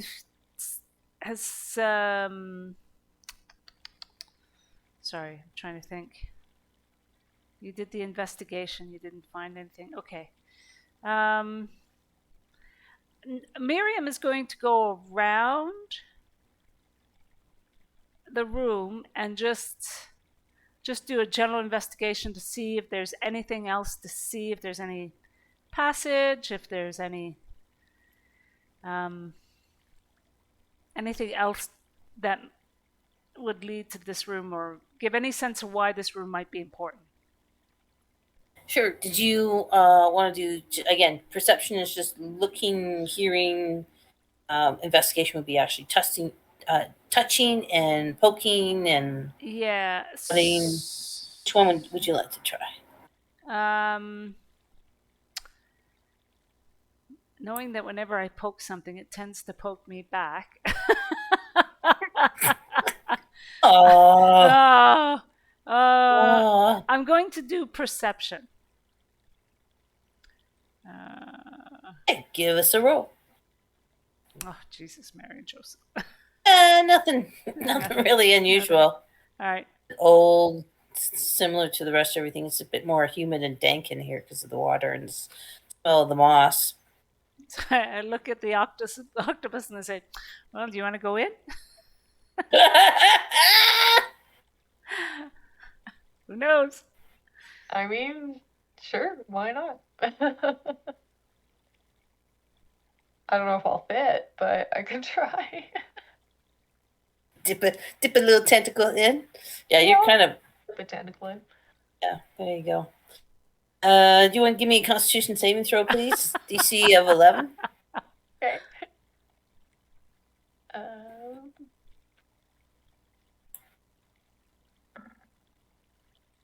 Ooh, baby. Oh, awesome!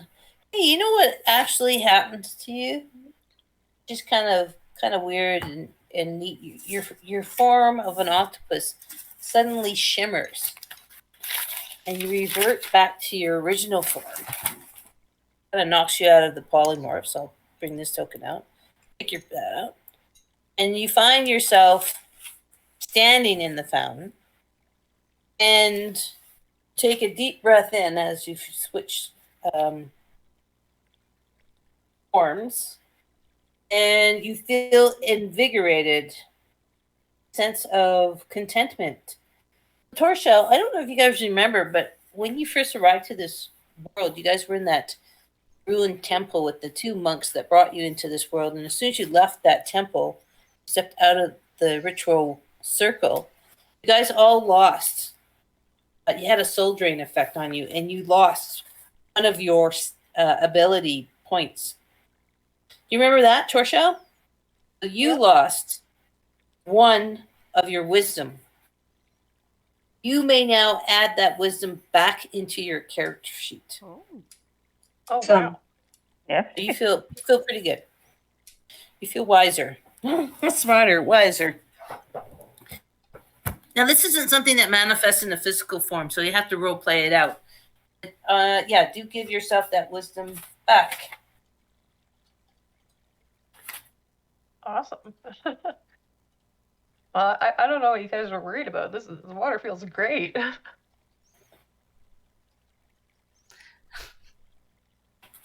All right, nice. That's a good time to roll a natural 20. Yeah, I know, eh? No kidding. Great. All right, anything else? Anybody else want to do anything? In the meantime, Beam has had it with the rude cousin who did nothing but make weird laugh and double finger birdie them all away. So she went up and try to yank him out of the water by the collar.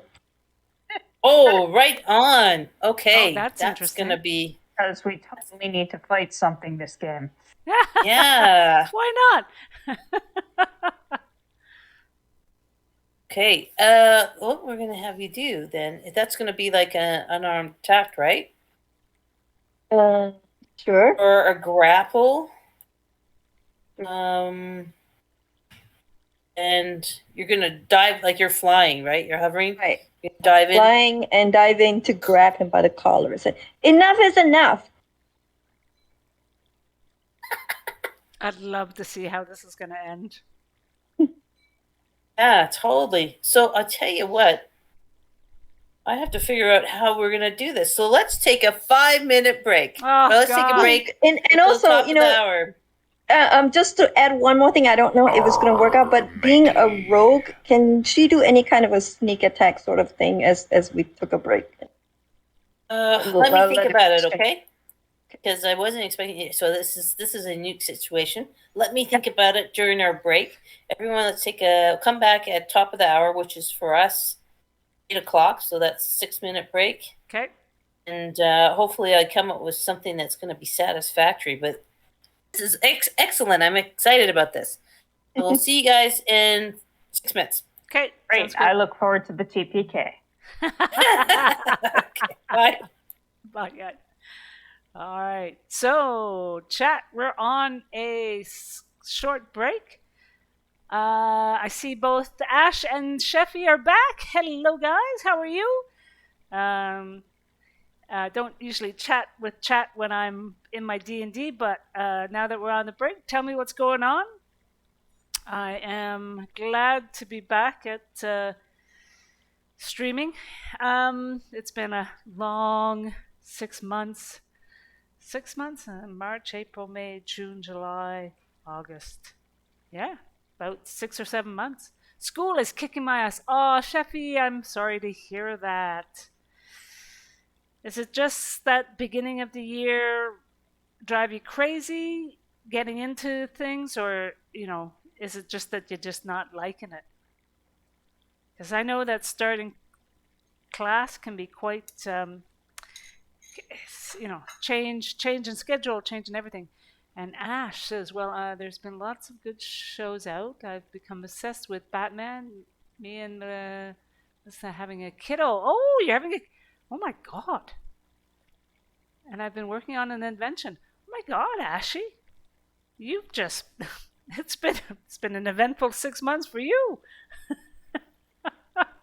Congratulations on the kiddo. And the new job. Sheffy, I've been doing good on exams without studying, but since they tell us to read the textbook, I don't, and I got my first bad grade. Ah, it's okay, Sheffy. You're learning. That's part of life. So now I'm trying a new method of studying. That's good. That's good. See? It's always a learning experience, and that's part of education. I'm glad to see, though, you're still with it. It's really good.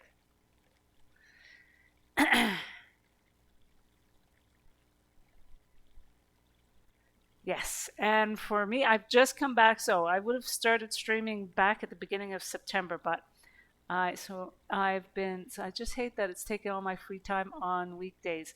Okay, Sheffy, that is part of going to school.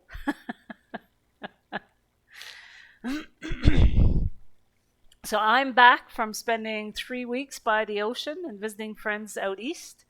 Totally, absolutely refreshed. Just got out back from before the hurricane hit the province I was at. But I think everybody I know and family are doing well, thank God. Yeah. So, but yeah, I'm glad to be back and chatting with people. Thank you. She gives me treats. But so, Sheffy, are you what's the new method of studying? Oh, Sheffy, I miss you too. And I am going to start that go back to Vampire in probably next week. I know we're going to slurp the priest. I am going to start. We're going to do it. I'm going to slurp the priest. And then after I finish Vampire, I've bought a new game called Salt 2 that I want to check out and play online, where you get to be a pirate. It's an early access open world ship pirate game. But definitely we're going to slurp the priest. Might need to develop my character a little bit more, but I am so going to go back to that game and finish it. I have to keep an eye on the time in case we need to go back to the group. But I wanted to have a chance to chat with people. Do a proper chat. Sorry.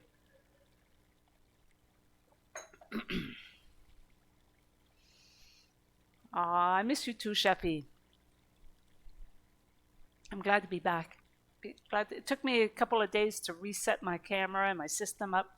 Still playing a little bit with the settings. It's ignoring the lectures during class because all the stuff on the exams and instead reading the book. When taking notes, I will not copy everything and resort to drawing equal portions of pictures and notes. That's good, Chef. I think that's a good way of doing things, especially if you're more visual. Then just and you're right, copying everything, and hopefully it works for you. Cross my fingers for you. It is just about, it's just about getting through it all, and figuring out what works best for you. And Ash, tell me, what is the new job and the invention? Yeah, Sheffy, it'll work out. It always does. Well, it doesn't always does, but it will. You're a bookkeeper. Cool. That works. And that's the new job. When did you start that?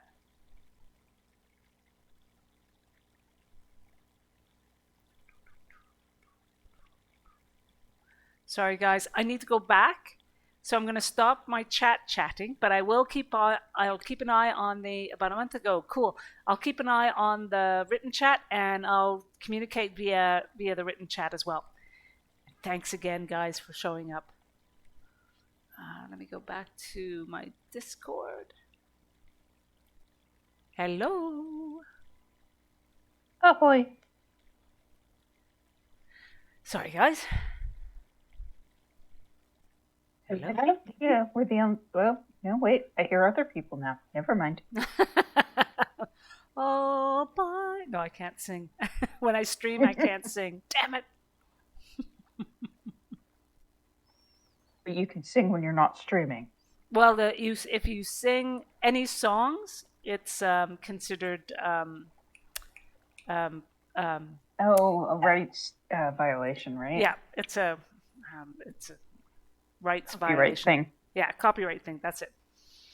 And if you don't watch yourself, you can get like Twitch is really on top of that because anyway. So they'll actually block. I remember there was one where I was kind of singing, I think, the Sesame Street song, and it actually when I went back to look at it, it actually muted my singing, my time doing that, and I'm like, all right. It's like, but I didn't get a strike, which is good. They just muted it. I think strikes are only for people who really do it, like actually play music, copyrighted music on their streams, or some people like will watch movies and stuff, and I'm like, how can you do that? It's like, oh well, if it works for you. I think there's some people might also have like special deals or subscriptions or something like that. They can do that. Very well be.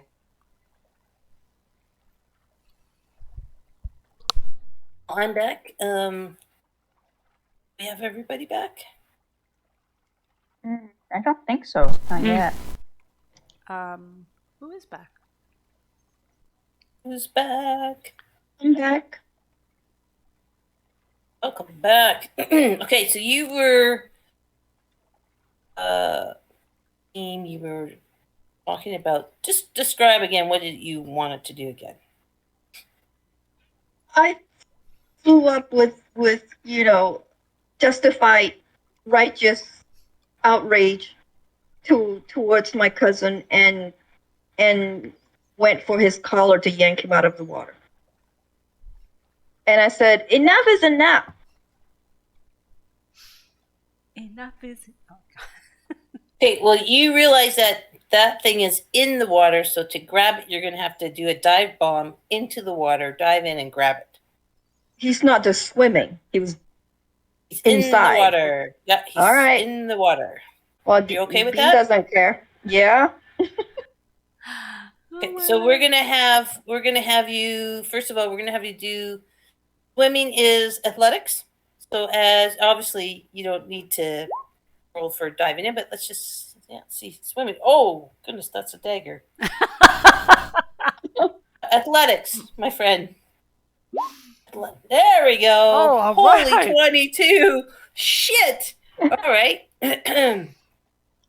All right, so you're able to come from the air, dive down, zzz, splash into the water. You locate the little fucker right away. You're able to get a hold of him. Okay, so that 22 gets you into the water, finding him in the pool, and you're able to get a hold of him. Now I want to see if you can keep a hold of him. Okay, so I want you to do a strength check. And it's going to do dexterity check. And it's an opposed roll between the two of you, and the highest will win. If it wins, it's going to break your hold and try and get away from you, okay? Strength. So a strength check, all you have to do is click on strength. Under your strength ability? Under the main one? Okay. So he rolled an 11. Okay, so you're able to keep a hold of it. Now have it, let's just say, for in a wrestling cobra hold. What do you want to do now? I'm gonna grab my collar and yank it out of the water and flew towards Marion. and I'm gonna say, you better behave, okay? Because my friend is very hungry. So I move her towards Marion's mouth. You better. Oh wow! And I Do an start going. intimidation roll. Beam, do an intimidation roll with Beam. All right. Well, isn't she intimidating enough now that he's like grabbed by the collar? Let me find. Now you're threatening it, right? Yes. Okay, I found it. Holy Oh, shit! you are so doing Fuck this. you. Excuse my language, but you are fierce. Holy! All right. I mean, I only wanted to connect with my family, and he's making it so difficult. Oh my It's really god. pissing me off. All right. All right. It's gonna chatter. It's gonna chatter. It's not fighting you. It's scared shitless. As far as something like this can actually possibly display being scared with no flesh or muscles. So, what do you want to do with it? So I'm gonna just be the jail holder here, and presented him, you know, to Marion in this case, and I said, well, where is this? Where's this fountain for? What are these characters? It's just gonna move its jaw, and it's just gonna give you not as spirited creepy laugh. Um, And its jaw is just opening and closing, making that noise. It's trying to speak, but that's the only sound it can emit. so Okay. Can Miriam do the not Miriam, Nari Sorry. can do the mind link? Might not be a good idea, but why not? Put it in the chat. Okay, hang on. Put it in the chat. See if Yeah, this has to be I a will- willing creature or not. True. Dual. No, that's not it. Meant. No, that's not it. Mind link. Okay. You can speak telepathically to any creature you can see, provided the creature is within a number of feet of you equal to 10 times your level. You don't need to share a language with the creature for it to understand your telepathic utterance, but the creature must be able to understand at least one language. When you're using this trait to speak telepathically to a creature, you can use your action to give that creature the ability to speak telepathically with you for 1 hour or until you end this effect as an action.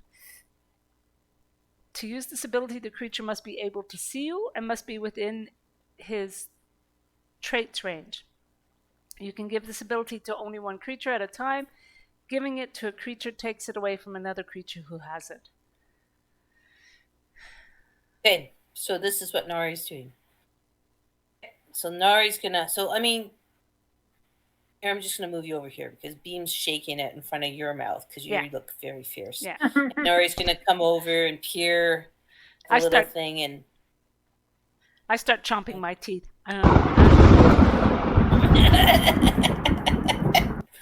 Okay, we don't need any dental work here, people. Be gentle with yourselves. So Nari's gonna lean in and take his finger and touch this little creepy things on the head and establish the telepathic link. And Yeah. Nari's eyes kind of glaze over a bit. And in Nari's mind, and again, this is in character information versus out of character. So everybody, just make sure you role play that you don't know it until Nari tells you. Nari tells you. In Nari's mind, oh, maybe I should do this actually.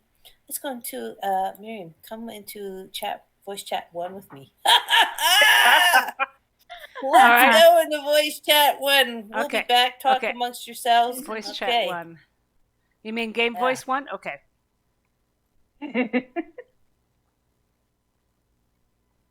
There we go. Hello.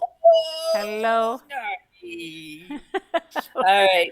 We're going to fuck around with them a little bit just for fun. Can All right. you open up Nari's sheet? Yeah. And do a wisdom save?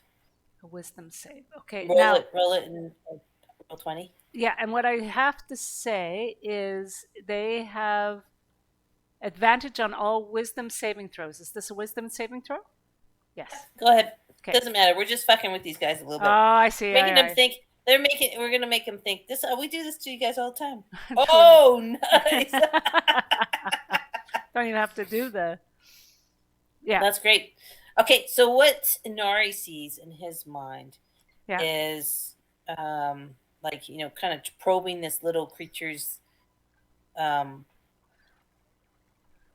memories and stuff like that. Yeah. And the creature, all the creature can really do or show is it all of a sudden an image comes up in front of you that there are itself, so it has a triangle shape on its skull. Okay. And then you see another one that pops up, and it has a square head. A square? Yeah, and actually I wanna do something with this. I just wanna grab an image and show it to you, but I don't want those guys to see. So give me just 2 I seconds. was going to say, how can you do that? I can do that because we're in our own voice chat. Oh, you can then. And yeah, I'm just gonna save the image. Oh, except it's a web file. Well, I'll just describe it as best I can. Okay. Well, no, this image is just so good though. Hang on a second. Let me find it somewhere else. Roll something else. Roll this time. Roll a Should I? dexterity saving throw. Oh, okay.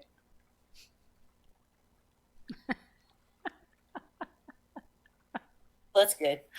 Ah. Don't worry, because I know you guys worry. You're like, oh, what's happening? Jesus Christ! Now roll 6d10. It's down. 6d10. All right. Well, I'll do 5 because I don't think I have 6. Okay. 16. 1. Ah. Oh God. Okay. That should be pretty cool. I just want to I should roll a death saving throw. do it. Do you want me to do that? All right. Yeah, I do. I really do. Death saving for throw. fun. All right. I keep them excited.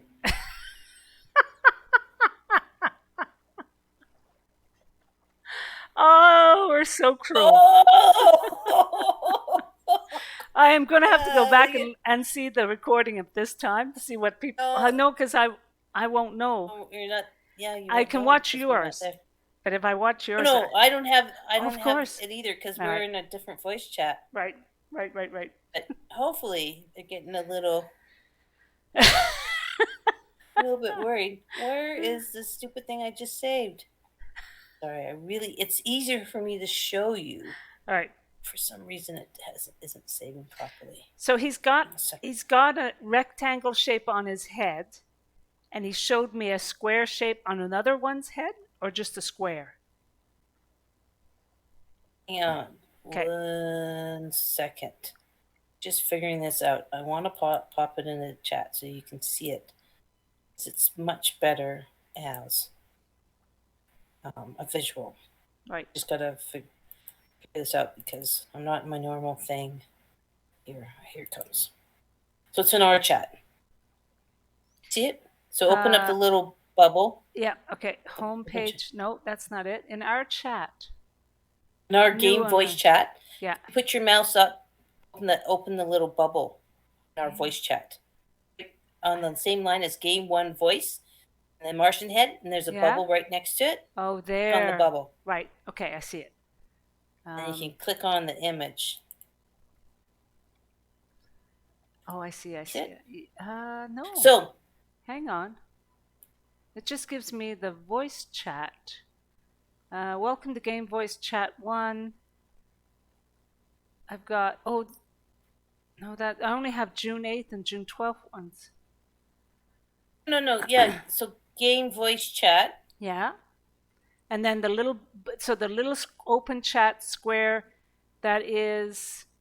Open chat square. Yeah. Oh, you should click on that, and it should open another window on your right-hand side. Yeah, it says welcome to Game One Voice. This is the start of Game One Voice channel. Okay, pull it all the way down to the bottom. I do. And then the only The thing slider. is Avra bot.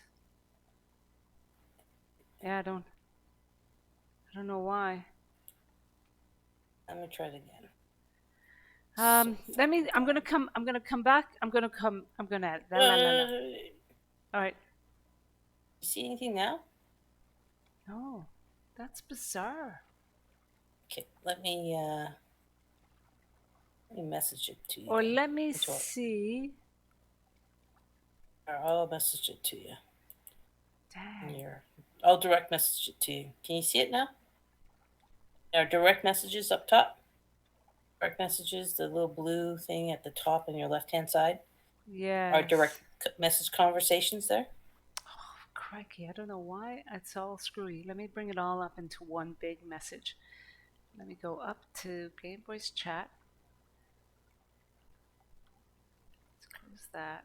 Okay, so you should now see that I've sent you a message in our direct messages between you and I as Discord users.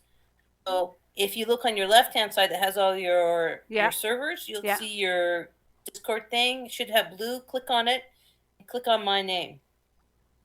Okay, I see our direct. You see it? Yeah. Nope, that's not it either. I see a little blue thing. It's waving at me. No, that's not it. Why can you not see this why am I stupid having thing? such problems? All right. That is so annoying. Okay, do another death save, and I'm coming up with a different thing. All right. God. I'm obviously. What are you on Facebook? You can do the CHAG 16. Your CHAG. CHAG 16. From which? No, that's a different thing. What the hell is that? How come I have all these CHAGs on here? CHAG 16 Facebook page. Oh. I have a separate Facebook page for CHAG 16. Here you go. Okay, I've got you as Meme Gabby. Okay. Okay, I'm going to put it in the Facebook Messenger. Okay. Oh, that one. Okay. Oh, that is cool. Yeah, I see it now. Yeah. Oh, you did another test. That's so good. Okay, so let me just grab. So as your Nari's entering the mine, sees an image of this creature which has the triangle. It then sees another one appear up next to it, sister one that has a square. Another one then pops up into this visual image it's sharing with you telepathically of a pentagon. Then another one comes up as a hexagon. Pentagon. Another one comes up as an octagon. 5 in total. So then as they all appear, you have them all together in this picture that I've sent you. And then the scene changes to a giant bronze door. A room that you haven't been to. Where each of them bend over and insert their heads into spaces in this bronze door.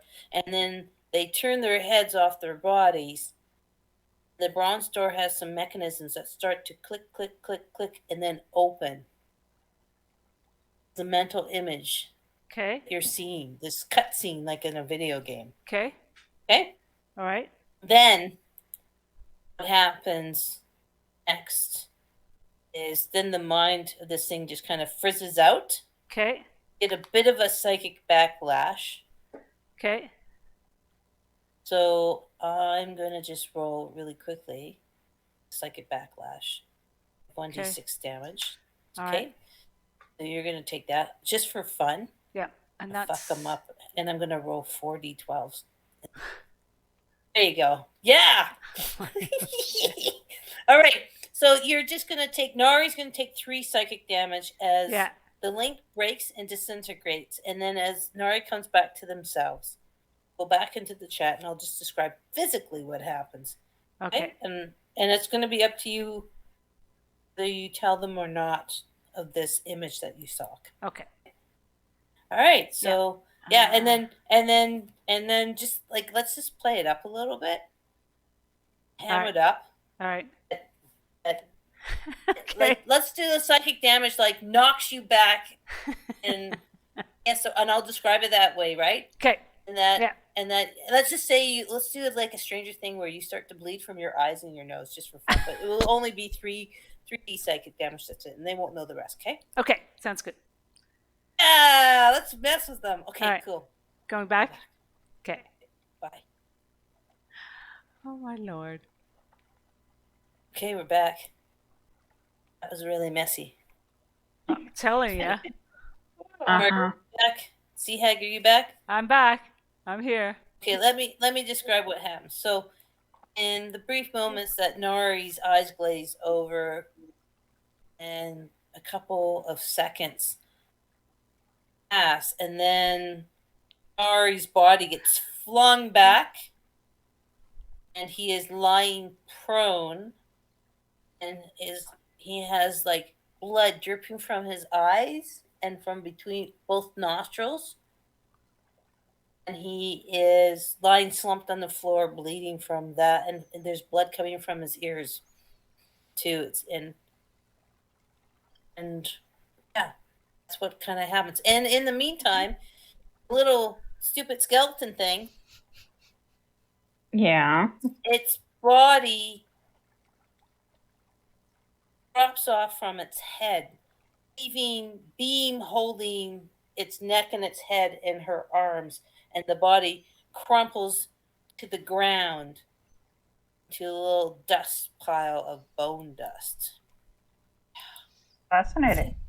That's what happened. Nessie. It looks like there's some like a duel that went on, and with heavy, damage on both sides.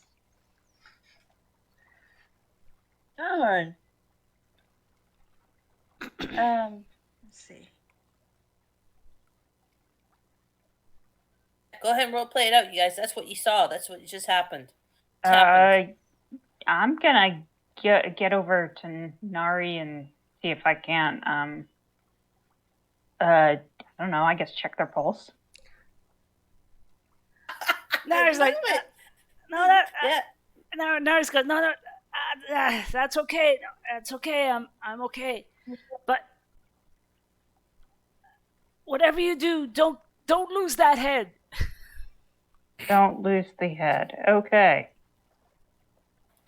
The head. Does the skeleton still have? I thought it went to dust totally, right? So no more skeleton left, right? No, it's body. Except for the head. The body snapped off from the neck. The body dropped down. You have the neck and the head still in your arms, okay. Beam. Okay? All right. So Beam was just kind of in shock because she's like holding what she still thought her cousin's head now in her hand, her palms, and her friends lying in injured. She just kind of drifted to Nari with the head still in her hands without changing her position. She just kind of drifted to Nari. Oh my gosh! Are you really okay? Oh, I'm so sorry. No, I'm no. It's all right. It's all right. I just need a moment. But can tell you Please though. don't tell us that it's a flesh wound. I can tell you. I can tell you that we're going to have to find 4 more of these guys. Because I think those him and his 4 buddies, your cousins, Beam, are keys for a door.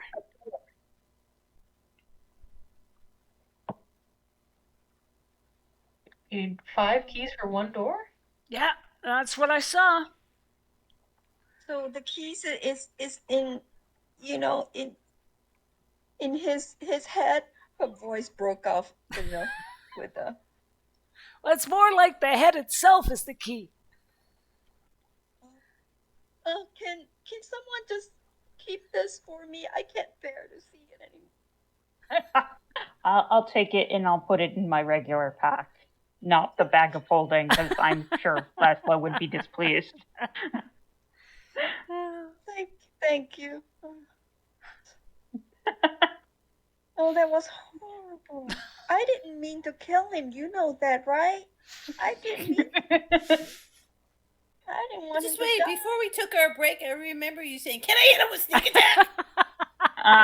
Yeah. I thought like an advantage, not as in this damage, but just advantage of making it successful. Miriam just kind of looks at you, Beam, and say, "Well, you certainly scared the bejesus out of him. Yeah, he's scared of death. Scared him to death." Okay, Well, just Dumb question. How much does it weigh? oh, it's so tiny. It weighs nothing. Great. I'll just put it as nothing then. Thanks. It doesn't. It really, it's negligible. It's just like the head of a Barbie. Basically. Do I So have you to guys- like wrap it so it doesn't get smushed? Up to you. You probably might want to protect it a bit. Yeah. You know what I just I'll did? wrap it in some spare underwear. So I found an image of a guy bleeding from his eyes, nose, and ears and hands. And I just texted John. I said, "This just happened to Nari." Now, have you told them you've lost all your armor? Oh, wait, I'm just gonna leave that for you guys to tell next week. That's so mean. Leaving it to us. No, come on. Anyway, sorry. Oh, he just sent me a very sad face, sad emoji. Oh. So Beam, have you seen any more of those little guys around, or just this one? I haven't seen anything, but gosh, I need to take a breather. I need my music. And she took out her little harp and played a song of rest for others and herself to soothe herself. And I think that should help with some hit point. Let me see if I can bring it up. Does it come up? Yes, Song of Rest. There you go. Song of Rest. At the beginning of second level, you can play soothing music. Blah blah blah. Wait, are you guys having a short rest? Because I don't know if you are having a short rest. Do you feel like you need a short rest? Beam might need a short rest. I was just going to hug Beam, but apparently Beam needs a harp.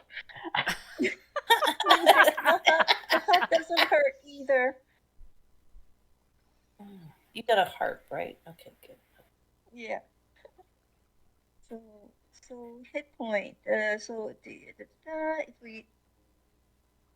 So we can gain a d6 of hit points back, but not without having to spend hit dice. Is that what I'm reading? If we do a short rest. Question is, are we doing a short rest right now? And I'm not sure we're at that point. Well, that's the thing. Well, since Nari's kind of bleeding a little bit, how many hit points is he down? Now Nari's down. Actually, Nari's down by 8. 8.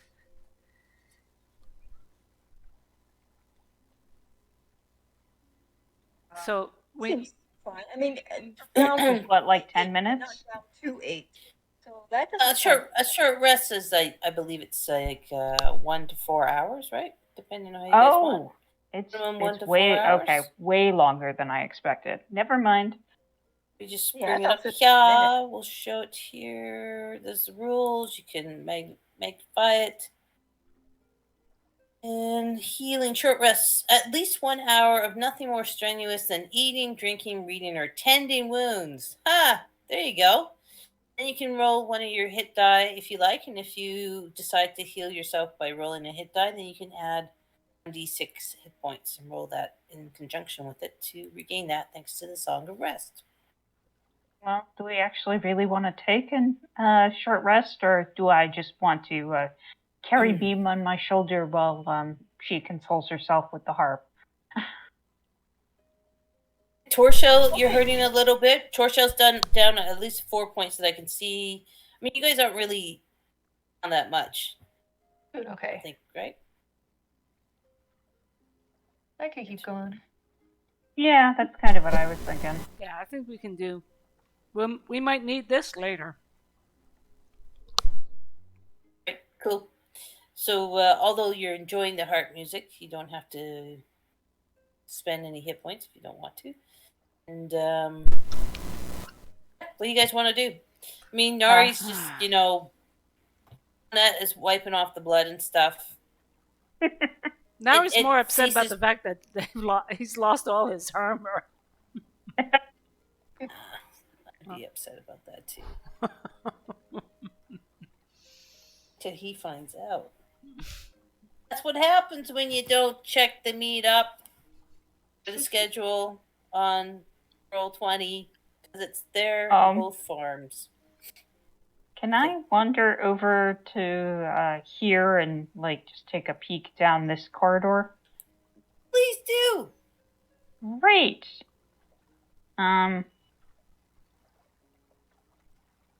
Yeah, I would just like to do a little perception. And Please I don't know, do. say not touch anything. Not yet, anyway.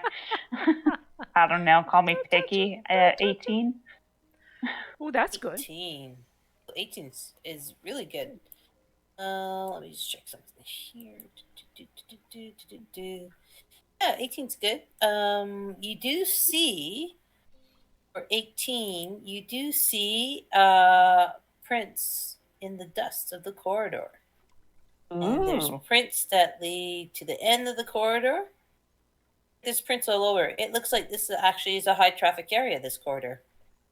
Fascinating. How big are these tracks? Are we talking like little skeleton guys or something like standard size?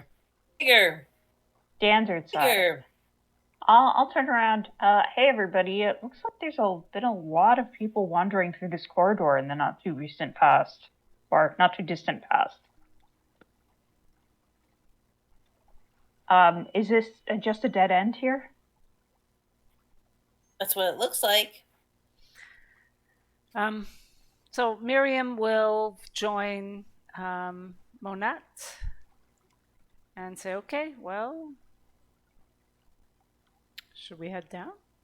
Do you see where it ends? Does it end anywhere down along here? Looks like it ends in a wall. Well, I just look at her and I look at Mona. I look at them and I say, okay, hang on. I can take my javelin out and give it a throw and see whether it pings sure. up That against it. sounds like a great idea. Fling. Fling, my little javelin. All right. So It's longer than 5 feet. I don't think that qualifies as little, right? yeah, and it will travel, I think, anyway. Vic, do you want me to just do an attack roll with it? Please do. Okay. Great. Attack the corridor. It's dangerous. Protect me from the corridor. So I take it and I huff and I huff it. So Wow! I'm trying to hit the middle of the center of the wall. And you succeed. Yeah, 23. That's great. You succeed rather well.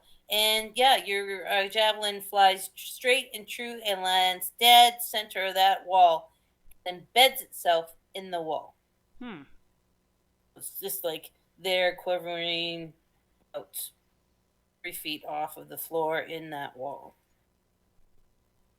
Well, and I look at Monat and shrug my shoulder and shall the meat shield go first?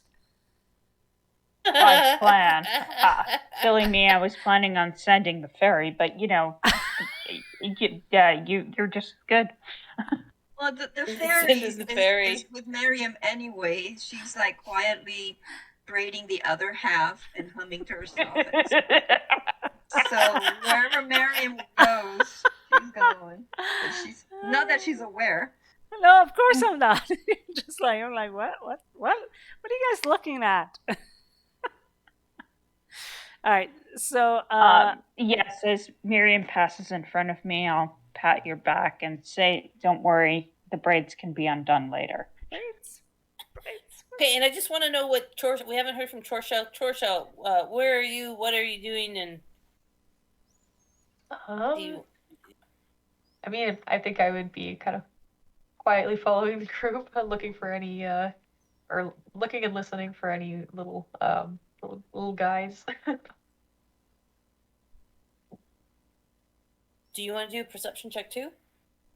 Sure.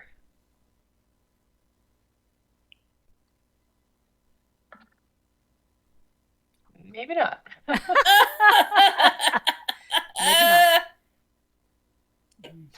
Footprints. What the hell are you talking about? I don't see any Well, footprints. that's better than what I was afraid Torshell might be doing,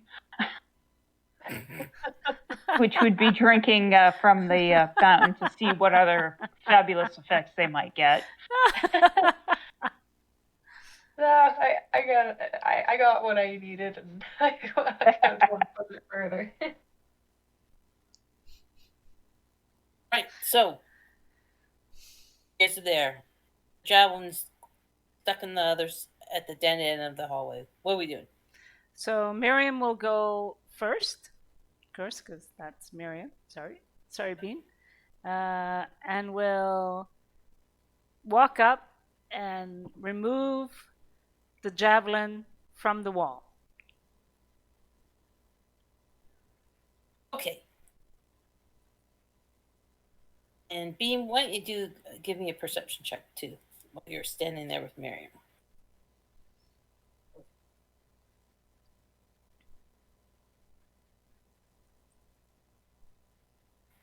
Beam? Oh, nice! Yes! Nice. Glad somebody's So- rolling well. Yeah, that's really good. So as Beam's kind of sitting there on the shoulder, you notice two things. You notice that seems to be a different in coloration on the wall. Get my little tool out here. And then you also look at as Miriam's yanking that thing out of the wall, she's like, does that look like stone or does that look like wood? I mean, don't you think your javelin would have hit like stone and not embed in it? You're kind of like connecting two things, because as the javelin's being pulled out, there seems to be wood chips coming out of it too. So both of these two areas look like they're faults. Wait, so you're saying they're two toned to the wall, or two Yeah. layers? The wood being No, inner layer. they're looking slightly different, almost like these two parts of the wall are camouflaged in some way to look like stone, but one in front of Miriam definitely looks like wood. And as you're looking around, the one just behind you guys looks also, now that you see what you're looking for, it's been camouflaged to look like stone. Now for 19, do I see a handle? No. No. So I think we might need an investigation for that. So Beam kind of, stopped humming to herself, and her arms, her braiding motion of her entire arms kind of stopped for a little bit, and then she whispered, turned her head and whispered to Marion, I think this is not a real wall. It might be a door. I think we should smash through it. Okay. Yes, looking at your warhammer. I just love how Beam is like really violent. I know. Really smash this, crush that, grab this, choke this one out. Damn. Handle? I mean, there's no handle. It's a damn wooden thing. And we have a Goliath with the warhammer in her hand. So I look at. No, it's very true. I look at Beam. I kind of whisper back to Beam. Okay, so which one? Do you want me to go with the end here or this one? Oh, maybe where the javelin already hit. Being loud enough that we can hear you. Probably not, because I'm right next to Miriam's ear. But what Miriam has said may be loud enough. You guys gonna fly down? Miriam's and reply may be loud enough. come on down. I just kind of look at people and I say, looks like there's 2 doors down here, guys. Here, Maybe. let me take a look before you do anything smashy, please. Smashing. Pretty, please. Pretty please. You can smash later, but I'm kind of worried that the sound might irritate something that's got numbers on that. Call me old-fashioned. Miriam just goes, smashy, smashy. Goliath, smashy, smashy. But no, jokingly says that. But steps aside. Yeah, I will go all the way to the end, and if I can do an investigation. Please do.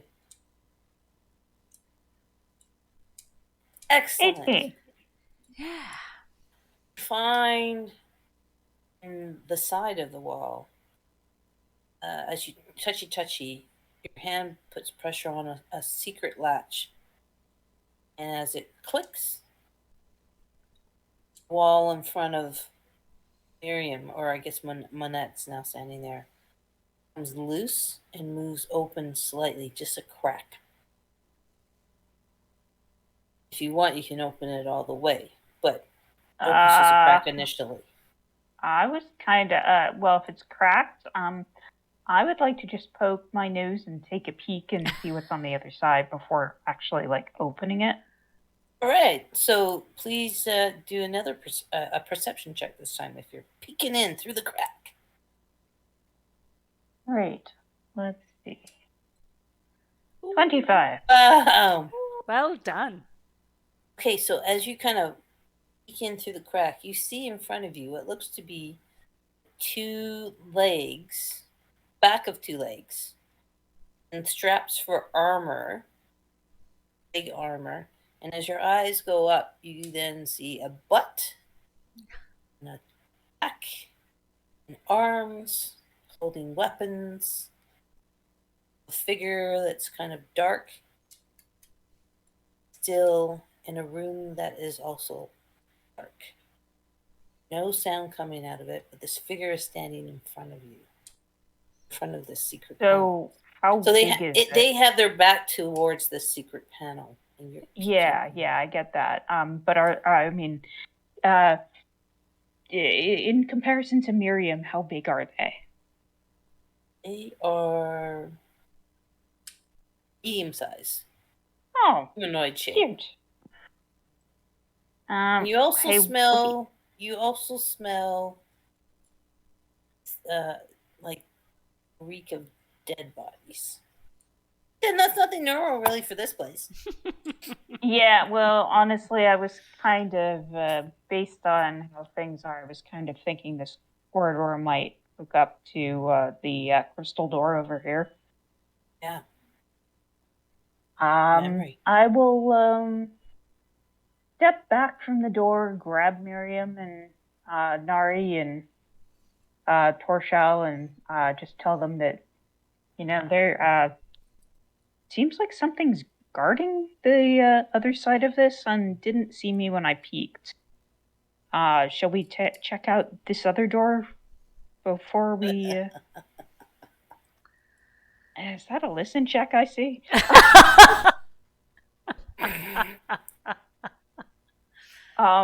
Yeah. I hope you're whispering. Yeah, well, that's kind of what I was planning, that I was whispering. But yeah, do we want to check out the other door, or do we want to go in and, risk combat? So, how big were they? Beam-sized. Miriam, how big were they? and you say beam size, and I laugh. They're not beam size. But They're humanoid. They're medium size. Medium Remember, size. I told you so they're Okay. manette size. they're Oh, manette like- size. Okay. Oh, I'm sorry. Medium. Here, I thought you Medium said is small. yeah. Miriam is large. Well, no, I thought you said beam as in the character beam, and as Yes. opposed to medium. Medium. Medium. They're We did- medium Okay, humanoid size. fine. However, I have to. About my size. But I have to say, I did hear beam as well when Vic says. But I think it's because we just the lovely Wanting- effects of Discord. How many No, were there? That's okay. I can't enunciate. I'll own that. I'll own that. But it's a medium Medium. Yeah. humanoid. And I only saw the one, correct? Oh, it was kind of blocking your view of anything else in the room because you're looking right at its ass. Sorry, I was kind of looking at its butt. I didn't really see anybody past it. They were kind of blocking my view. So there right, could be well- more, but I don't That's know. the theme of butts this game. Like there's a lot of butts for Manette this session. A lot of ass stuff going on with Manette. Okay, never mind. Sorry. Go on. Yeah, Sorry. either others or themselves. Yeah, there's Exactly. lots of that going on. Be a full moon outside. Yeah. I don't know. We could send Beam maybe to sneak in, see if she can, or they can reconnoit. Or we could try the other. I'm good either way, guys. Try the other one, or Well, Beam, how do you feel about going in and being sneaky and, I don't know, say not losing your focus? I would love to. And with that, she finished braiding the other side and kind of connect the two braids together to make like a swing sort of thing, and patted both braids like they're all pretty now. And so she does have stealth. So and then she flew off to she slipped through the crack quietly. okay. Sorry, I just fighting off a coughing attack here. Excuse me.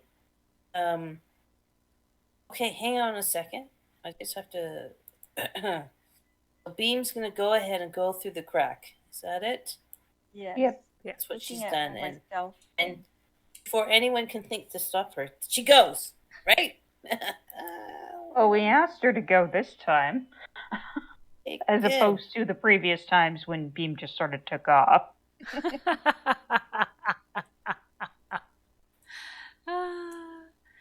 All right.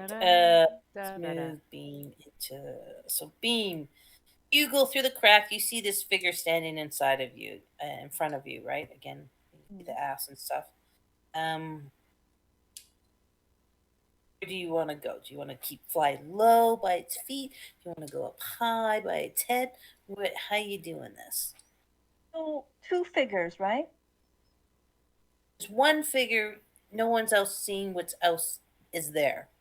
As soon as you go into the crack, you're faced with the back of this medium-sized humanoid in armor. You're looking at its ass. So I just need to hear from you how you're gonna. Oh, This. okay. I'm gonna evoke my rogue, rogueness and hide in the dark corner, but kind of parallel to this humanoid, so I can get a better sense of armor and weaponry and stuff like that, and do a perception. Go ahead and roll perception, please.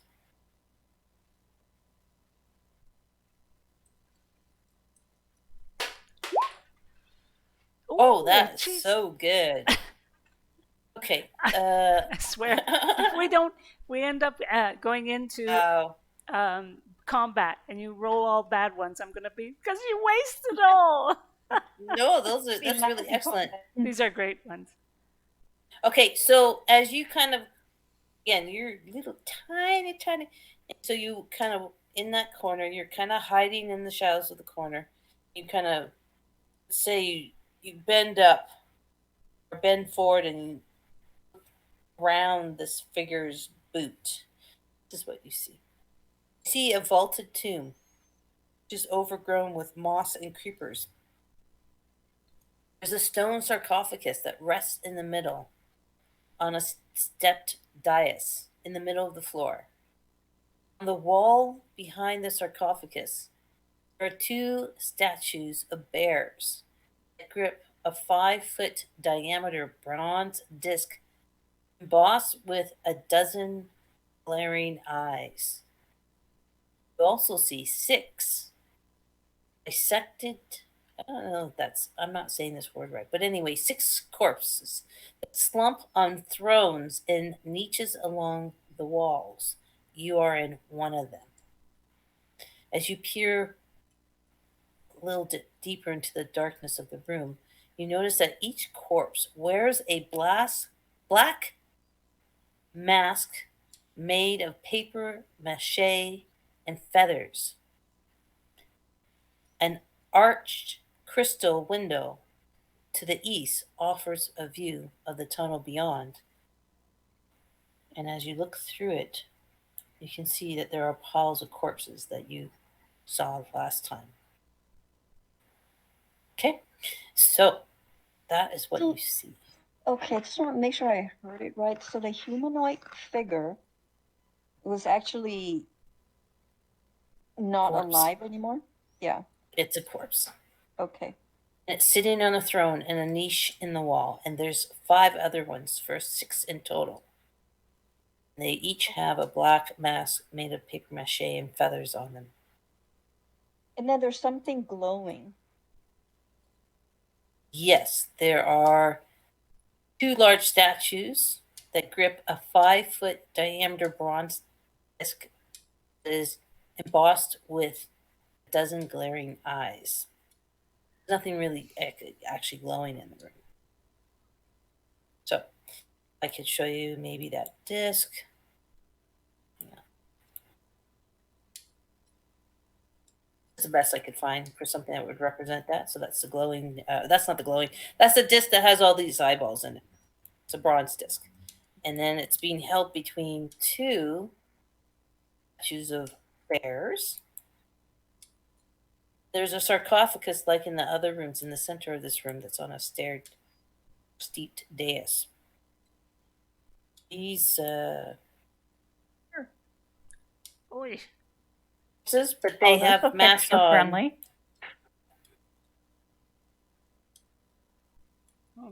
I don't want to show you guys all the room because I mean it's really paper beams mache mask, picking in there, right? Yeah. Right. Yeah. They have Yeah. paper mache masks. So you see Feathers. that you see that there's an immediate look of repulsion on Beam's face as she took the room in, and she did immediate another blast of minty fresh scent into the room, and quietly flutter out of the through the crack to share, to share her finding to the teammates. Yeah, and there's this, and there's that, and it stinks. But I don't think anything's alive in there anymore.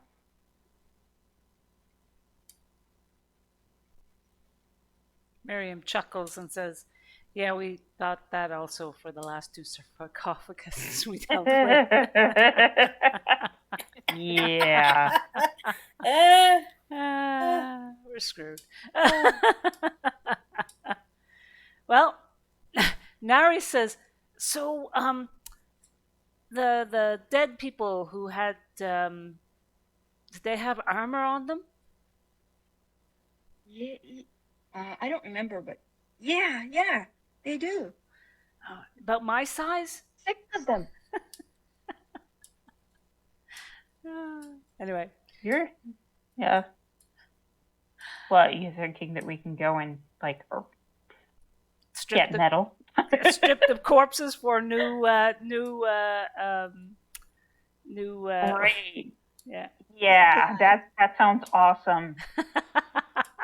That is worth going into the room. I think if nothing else, they're going to come alive and kick our asses. But let's go. Come on.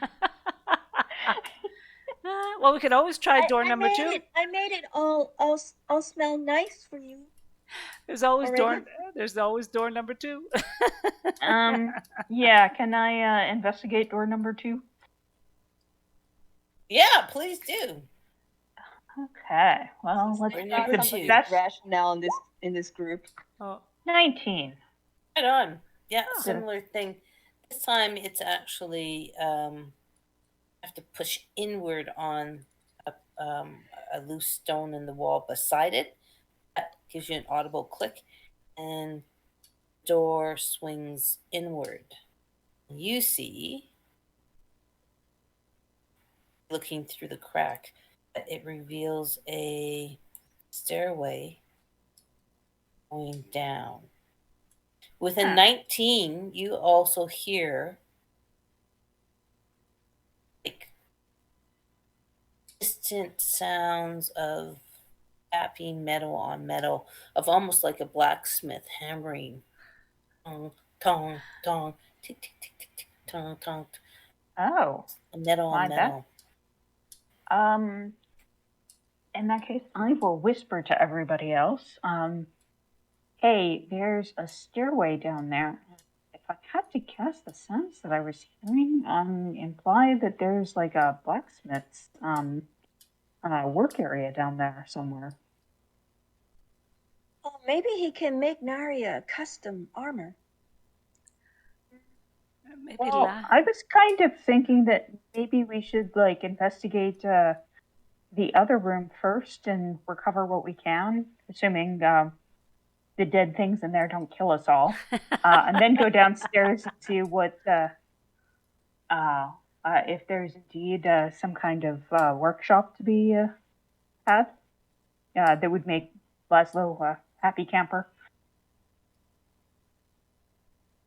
All right. I have a feeling no matter what, we're gonna have to get. we're gonna have to complete that little. We're gonna have to get whatever we can get from this room. Yeah. Anyway. Yeah. You said there were bears, correct? And bears were part of the 6 images we dealt with, as I remember. I was just looking at that. I think there was a bear. Possibly? That could have been a bear. I think we thought it was a frog. Yeah. Okay. Yeah, we should collect the figurines. Yes. Speaking out of character. Let's go for it. Great. Oh, God. Miriam, you can go first. Torshell, can you give me an insight check, please?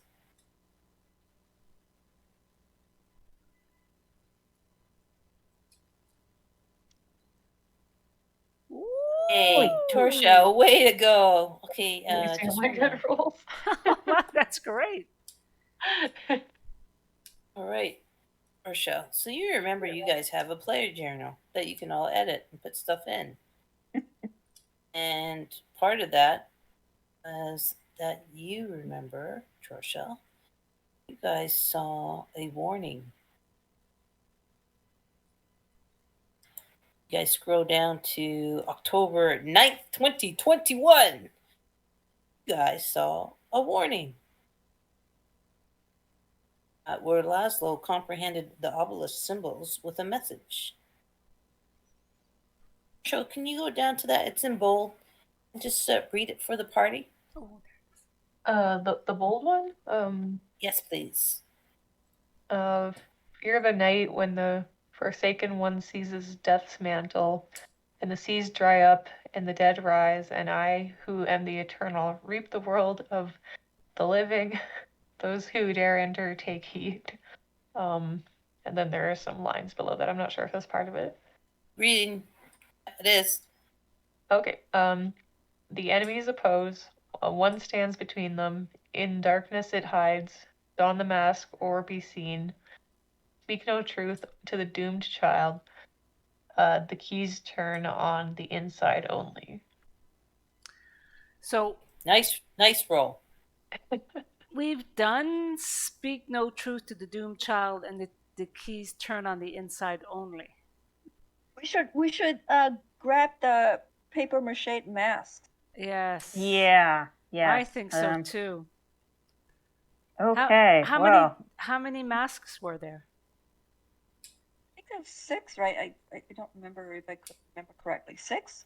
Or is it 2? No, more than that. Okay. We'll find out once we go in. True enough. Okay. So we could have you go in first. And snitch the masks for us. Maybe snitch, or at least snitch one for yourself, Beam, and then snitch another one for us. If you don't want to go do that, that's fine. Miriam's quite willing to blunder in, and the 7-foot Goliath is quite willing to go in.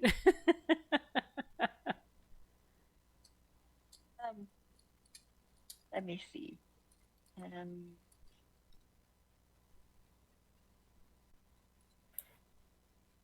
Just need to know who's going to do what, and then we'll start processing it. It's a plan. Beam, do you want to go in alone? I think Try to grab the mask off of that first one that's sitting right there at the entrance.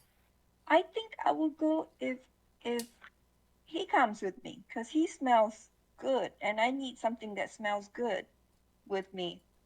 She pointed at Nari. Why exactly is the fairy sniffing Nari? I can't help it. I mean, Beam just can't help it. She's very, attuned to scent. And Nari always has all kinds of herbs and all that around him. Just that smells really good. Nari's like, okay. Nari's. Let me just double check to see what Nari's stealth might be. Stealth might be. Hang on. Because I'm not sure if Nari's the most stealthiest person. Well, Beam, you as a rogue, you probably have the best stealth of anybody. You're gonna take a big clunky cleric with you. There goes your stealth. Yeah, but everything is dead in there. She blinked her big eyes. Yep, no, good point. If you guys think that's a good idea, and let's do it. Well, the only concern I think Nari would have is that they have no armor. So if they get smacked, it's going to hurt. So Miriam kind of goes, I'm the meat shield. I can go in. The last thing I want to do is kill off John's character. Yeah, I just need to pause for a second and ask Torshell to come into Game 1 chat with me, please. Nice. I love these little sidelines. All right, come on, Torshell. Game 1 chat. Sounds good. Oh my god. Great. Shall we metagame while we're waiting then? Why not?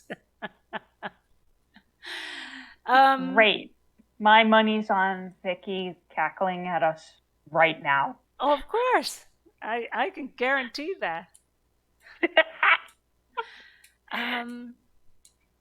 So if this is the bear one and then it masks, it sounds like what we need to do is take the masks to be hidden from anything that's going to attack us.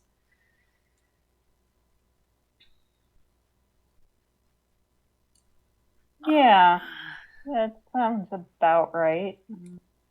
But if they're wearing the masks in the first place, how did they die? Well, who's to say that they put on the masks before they died? True. There's also the question of, like, are they going to rise up and attack us once we take their masks off? My money's that we're going to have to fight something at some point. Yeah. Though, if we take something from them and they keep trying to pull it off of us, I think give it back this time. Kind of like the dead monkey things. Yeah, I know. I think we're learning that. Did we fight against? Yes, we fought against the monkeys, didn't we? Yeah. Yes. So we'll fight against probably. And the monkeys won. Well, not won, but they did take a good chunk out of us. I know. So we're going to be fighting against bears. I just have Yay. actually as soon as a mask is taken off, something's gonna get. So I didn't want Beam to be undefended by herself. Totally makes sense. Do you know Nari could technically, because I was looking at Nari's sheet, he can turn into a wild shape, so he could technically turn into a bear. Cool. Ooh. Maybe we can send him in as a bear? And then they might not hurt him because they're the same kind. And they would have Maybe. and bears have fairly high AC, don't they? That's a good question. I have no idea. Bears have a high AC? He could be a smaller bear too, to add on the stealth, but still be a bear. Do you know,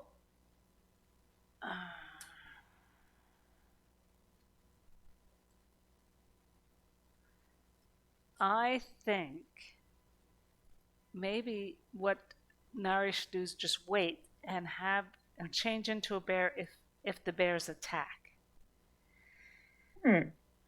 That has merit. And then Miriam could come in, but Beam could also sneak in with her. Mm-hmm. What if we just go through the door and just be at the ready, and let Beam be the sneaky one and just grab as many masks as possible, and you could just be there and ready in case. And because Beam, if you're sneaky and you are stealthy, if something happens and you attack, that stealth attack is so good, so powerful. The sneak attack, right? Yeah. So I'm gonna suggest. Oh yeah, Beam's definitely gonna be in there. Yeah. Question. And because I can, excuse me, I need to roll a death save because why the fuck not?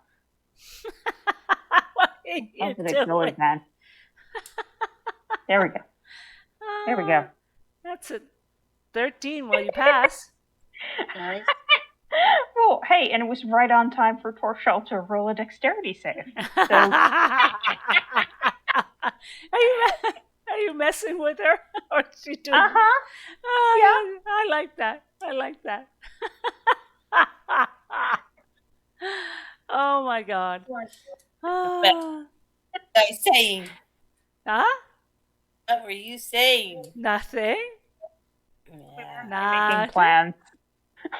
That's fine. I'll go listen to the Twitch after this. I know you will, won't you? I'm sure. Damn straight I will. I don't have a life besides my cat, so yeah. Okay, so sorry about that. So we're back and did anything happen in character while we were away that I should be aware of? We just made some plans. What's the plan?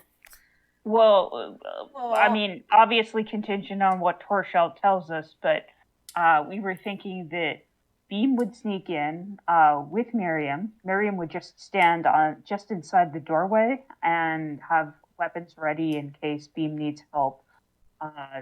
Nari would become a bear just in case. And we were trying to figure out what kind of AC a bear would have, in hopes that the other bears might not attack. As a bear. Okay. So you want Beam will just grab as many masks as they can. Okay, so Nori's gonna. And I'll Her wild bring up shape the is rear bear? and I'll hide behind everybody else. Okay. You got two kinds of bears you can choose from, actually. Okay. A brown bear or a black bear. All right. And is there a No. difference in any of the stats? Not really. Things more Uh, flavor. What color are the bears in the room? Are they brown bears or black bears? I think a gold. Gold bears? then I would. I showed them to you guys. True. I'm not gonna tell you anymore. I showed them to you. I'm gonna say let's be brown. He's gonna be brown. Not easy being brown. Being the color of so many shitty things. Okay, so is that it? We're gonna do brown bear. So Nari's transforming into wild. Well shaped, That's- yes. And in order to do that, let me just double check. Let's just take a look at. Sorry. Yeah, just so you guys can play with some information, I can show you the brown bear. I really want you, because again, Nari would know. Yes. Okay, so we'll just show it to you, and let me just edit it so that everybody can see it, and we can all look at. Okay, so give it a second to load up. You guys should all be able to see it. You should all be able to click on the character sheet. Take a look at it. So the brown bear is actually weaker than Nari is without armor. Its armor class is 11. Oh. 6 points are only 34. So Okay, so that's not going to work. this could be a problem. Now, yeah, it could be a problem. And Miriam, you might want to give Nari like a javelin or something, or a spare, if you have a spare weapon to give Nari, because again, Nari doesn't have the warhammer, right? Yes. What does Nari actually still have? I mean, I haven't looked Nari at has the holy symbol and has a club. So the reason I thought the club would be more than likely the club would be wooden. So great. So Nari has a club that's good to go, Yeah. right? In the Yeah. weapons attack stuff. I'm just Yeah. looking at it real quick. Yeah. A club. Okay, so that's great. Nari has a weapon. That's good. Yeah. Okay. As we all So know that bears need javelins. And yeah. Well, if sorry, it's just the for some reason brown bear and Roll20 is just slow as anything. It's just it's basically just spinning. So I don't think he. Yeah. I don't think- actually, close it and try again. I got it to load. Did you? Okay. Yeah. Okay. So, sorry. yeah.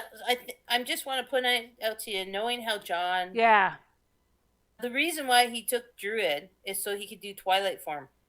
Right. Twilight form, he can take constellation of like an archer or something that gives him more damage when he shoots arrows and stuff Right. like that. Yeah. So I'm not. So I don't know if it would. Right now, he's got 48 out of 49 points. And he's got AC of 13.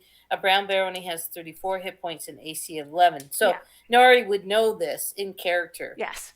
Yeah. This might not be the best idea, No. but I get where you're going with. Hey, there's bears in there. Maybe bear, and maybe that would help. So if you're doing it from that angle, totally see it. What a great idea. Go for it if you want to go. But I just want to make you guys aware of the difference in stats. Yeah. That No, I don't want I would say advantage of you Nari guys. would kind of put that in the back pocket in case things go sideways and he thinks he needs to communicate with them. Because all I'm saying, yeah, I thought a bear would have more AC. I don't know why. But Blubber. yeah. Huh? Winter blubber, summer Winter, blubber. you know. No, the blueberries out in the wild there. No, and again, I just want to. Yeah. I just want to bring that to your attention so you guys can make informed decisions. No, I appreciate that. So he's not going to do that. Because there's. I'm totally okay to do it because this will make it more fun for me. Yeah, I know it would. I'm So thinking, can Nari be kind of a limber, like little monkey, stealthy sort of thing to be part of the stealing party as well? I mean, he doesn't have to be big. It's true. True. It's true. It's I good too. Stealth is better. Yeah, I think Nari's probably going to. No, I think Nari is probably. I think using up divinity points would probably be better used for other things in battle. And I have no doubt we'll be in battle. I just thought being a bear would give him more AC, but if it doesn't make sense. Because in order to do that, he has to use a. Oh no, he doesn't have to use up anything. He just can use it twice. We'll see. We'll see what happens. Yeah. Okay. Beam's ready. The plan is. Oh, does Torshal have anything they want to share? So I guess the plan is to initially steal the masks and then wear them through the room. Is that the plan? That was kind of the plan. I was thinking more in terms of like if you can tell us about what just happened, but that seems like the answer is probably not so much. Oh. Well, I mean, I could try something. I've been well, I'd like to maybe practice something. Let's see how this goes. And then Trishal would vanish. Vanish! What's up? Okay. Are you there? What the hell? What the hell happened? Yeah, you can still hear him. So Nice. Invisible. Oh, yeah. you're So he says, invisible. I'll be right back.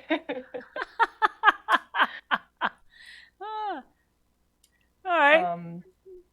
Miriam steps aside and thinks, and kind of says, "It's about time you showed up with that."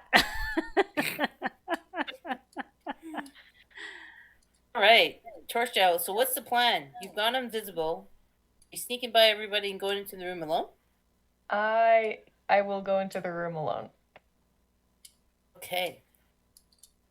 So, as you go into the room alone, to reveal the room now that we're going to have two people in character experience it. Okay, but again, these folks only these two folks, Beam and Torsha, will experience this character. Come on, reveal. I was gonna say Roll20 is just slow tonight. Reveal. Mommy said reveal. Come on. There we go. Oh. Okay. I knew. So, Torsha, as you enter and you squeeze by this dead thing on a throne, I didn't describe that at first, right, initially. So they are each sitting on a throne in their niche. You can squeeze by it and enter the room. And even though you're invisible, let's just move your token. Let me get your token and grab it for you here. So you're able to squeeze by it into the room. Okay?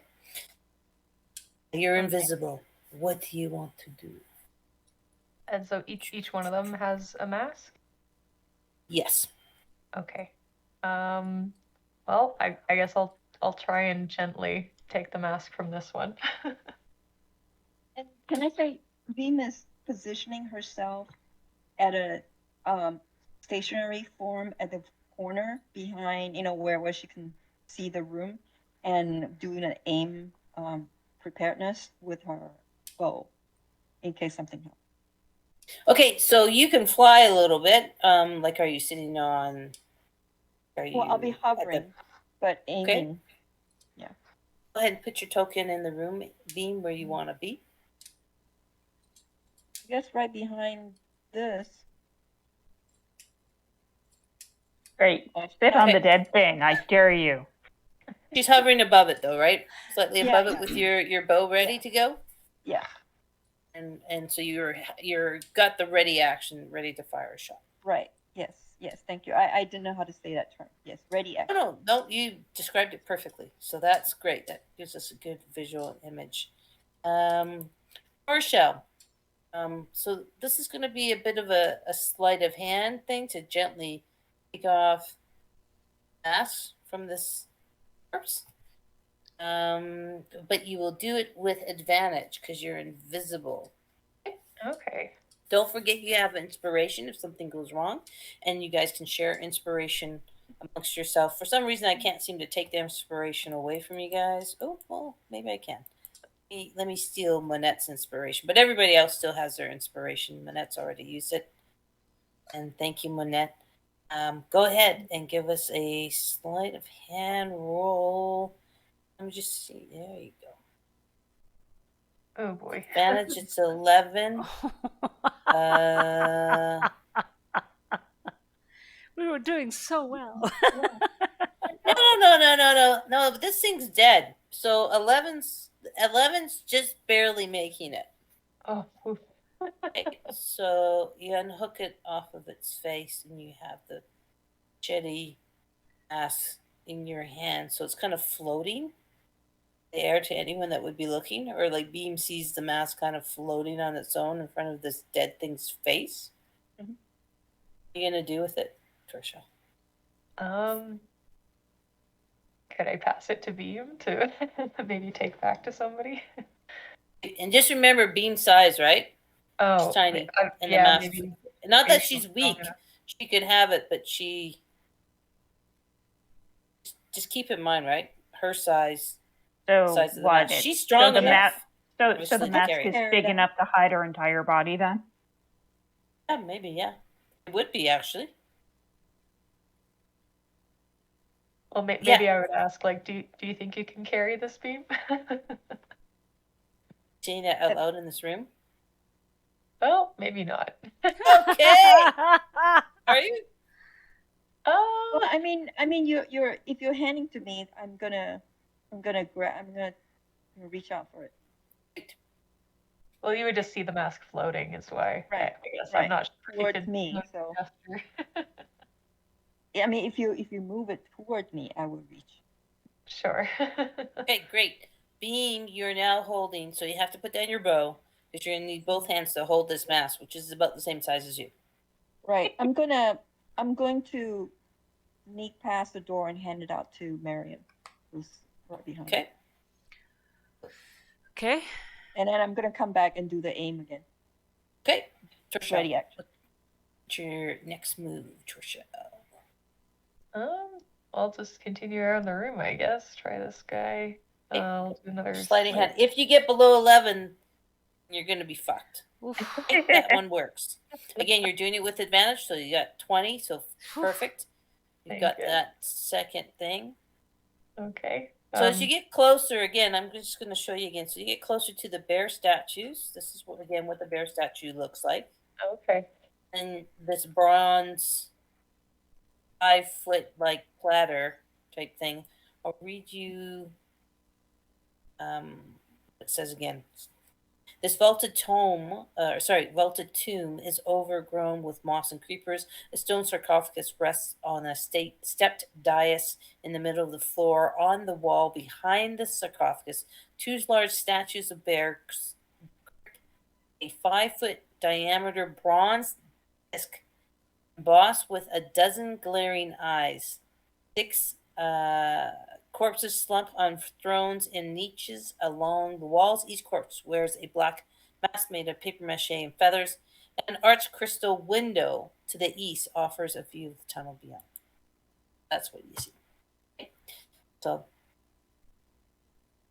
supposed to have like a whole bunch of eyeballs that are, as you look closer and you get closer, you see that these eyeballs are moving. They're bronze moving. The eyeballs in this bronze thing are moving. And their bronze pupils are flickering back and forth to scan the tomb for intruders. Oh my god.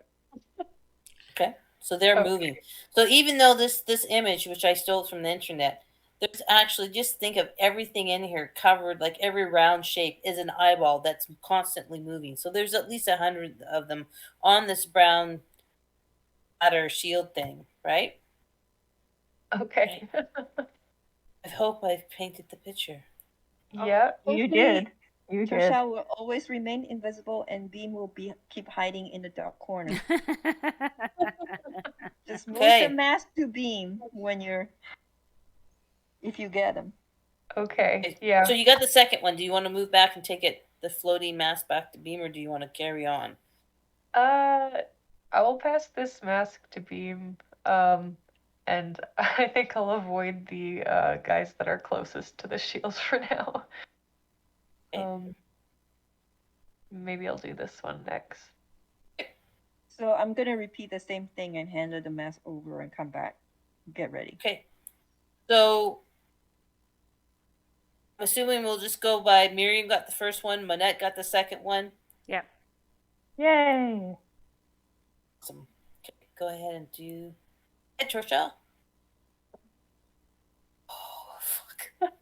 Give me a heart attack. Oh, yes. But 12 makes it. You're good. You're good. So you God. got that next mask. You repeat the thing, take it over to Beam. Beam flies it out, and now Nari has a mask. Yep. Okay, go ahead, And- Torsho. So, I guess, does everybody have one except for Beam? You and Beam don't have one. Yes. Okay. And yeah, make sure you get one for. Our party has 6, right? Six players. Except Yeah, make sure Laszlo. you get enough for Laszlo for later, just in Okay. case. Good call. Right now, Torsho has gotten 3 masks. There's 5 of you actively playing tonight. Well, I mean, if Torshal can get invisible anytime he wants, so he probably doesn't need a mask.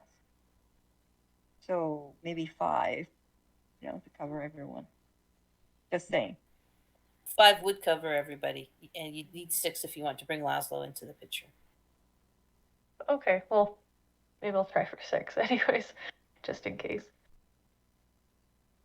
Oh, yes. All right, that's easy. Right. Bring that one back to Beam. Okay, so that's now Beam. That can be yours. I'll just hand it over so that somebody else will carry it for now. Okay. I can handle it. I'll take it with hold it for Beam. All right, I'll try this one. Yes. Nice. Yes, nicely done. And do we want that last one too, just in case? Well, so that's my question: is that Tosha, can you get invisible whenever you want? Because the mask is to make people invisible, but if you don't need it, then we don't need to risk the last one. Well, And we can still have Laszlo covered, right? We have 6 total player, and 5 masks plus invisible player would be no. Yeah, it might be safe to just have the 5. I mean, probably you don't want to chance. You don't want to roll under 11. I mean, Yeah. we have pretty good luck. I mean, that's why I'm asking if you can, like go invisible. We can always look at getting the next one. I don't know. Maybe we need it if because the well, problem. maybe we can get everybody through first, and then we can go back in. Yeah. And get that Right. final one. Okay. Okay. Just want you guys to also. I don't know if anyone has invisibility as a spell. Anyone have it? The spell? I don't. Don't think so. I don't Or think wait, So- let me double check. I'll double check now. I'm pretty And sure. by the way, you should check out the lichen with eyes that I found, because that's kind of what I visualized. Lichen with eyes. Where is it? In Game 2 chat. Yeah. That's cool. That's very cool. Nobody remembers Labyrinth? Wow. Oh, I do. So, jeez, I don't know There if I can you pop this go. in. Oh, hey, I have invisibility. How exciting is that? Can you pop it in the chat? Because I just want everyone to know that invisibility, like any spell, has limitations. You could pop that in the chat just so Chorshell kind of has. And Chorshell, you would have been kind of coached on this, right? Yeah. Just be aware of the limitations of invisibility. It's a great spell, but there's also limitations, right?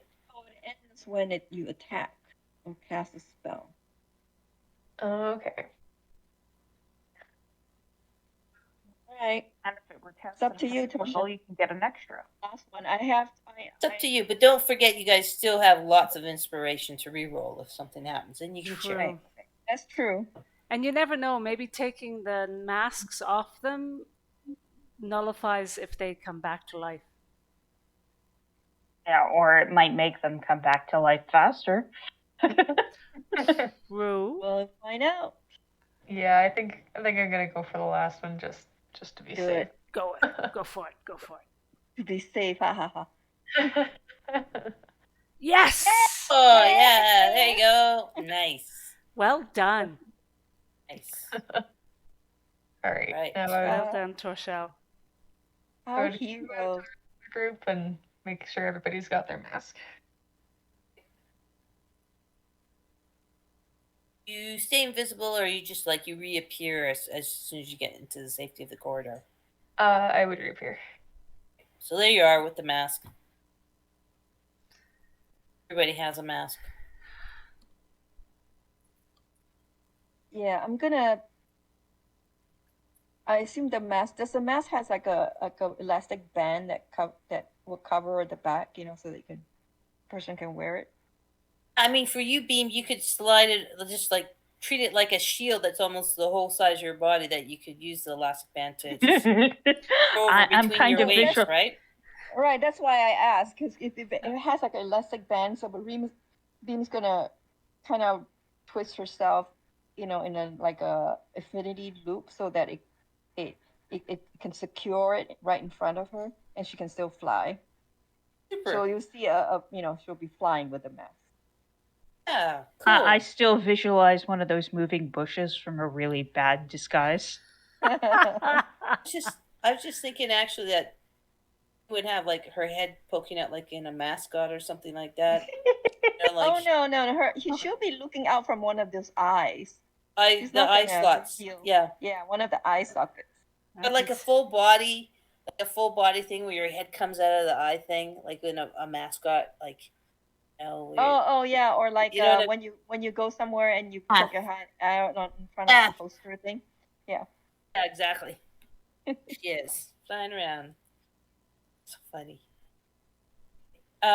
Is everyone putting on a mask or no? Yes. Maybe. Yeah. Yes. I will save my spell slots for later. Yes. You all look marvelous, like you're ready for Mardi Gras. Great! Yay! Okay, so what's the plan? You all have your masks on. We want to go in and do we want to go downstairs, or are we going to no? Are we going to try to get some of these dead things? Let's try coming into here, and let's see what's in the sarcophagus. What? No. Oh my God! Isn't that like where there's like another giant snake with the next character after somebody else? All right. I said we go down with those masks. Go All down right. and check out the blacksmith. Okay, we'll go downstairs. Let's go. All right. I still nominate Miriam as Meat Shield to go next. Meat Shield, we'll go first. She wears the masks and is going to head down. Put yourselves in marching order, please, behind Miriam going down the stairs if you're going down the stairs. If you're not, please indicate whether you are not going down the stairs. And if Miriam's going on her own, bye-bye. And bye. It always good. Sure, I'll bring up the rear here. Your party is backing you up. Right, that's pretty cool. I just need to help you guys. Get you a different map. Give me 2 seconds. And I have to move you to a different map.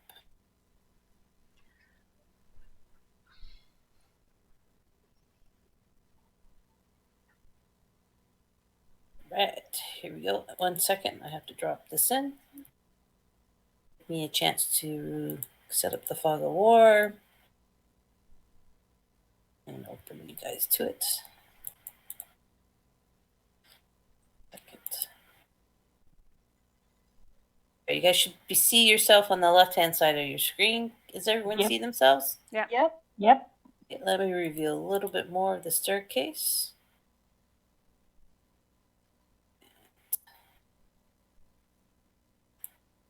Okay. Okay, now I have to get to that part of the.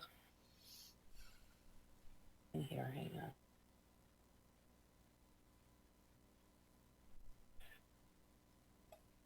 Miriam, are you going quietly?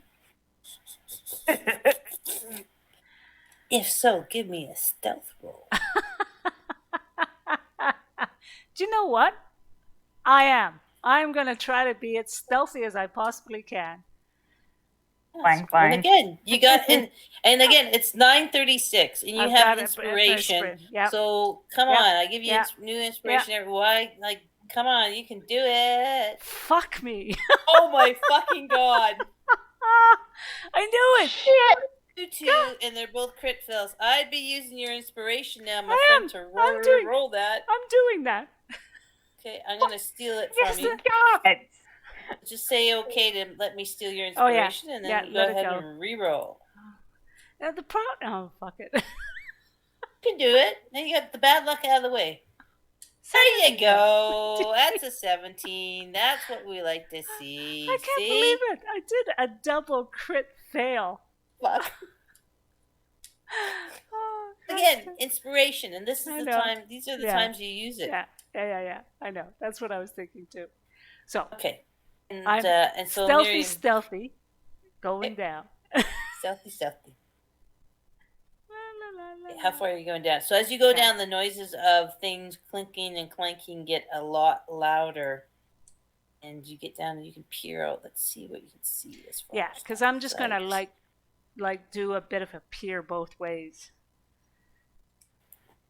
Trying to I'll be as just reveal the. stealthy as possible with heavy armor.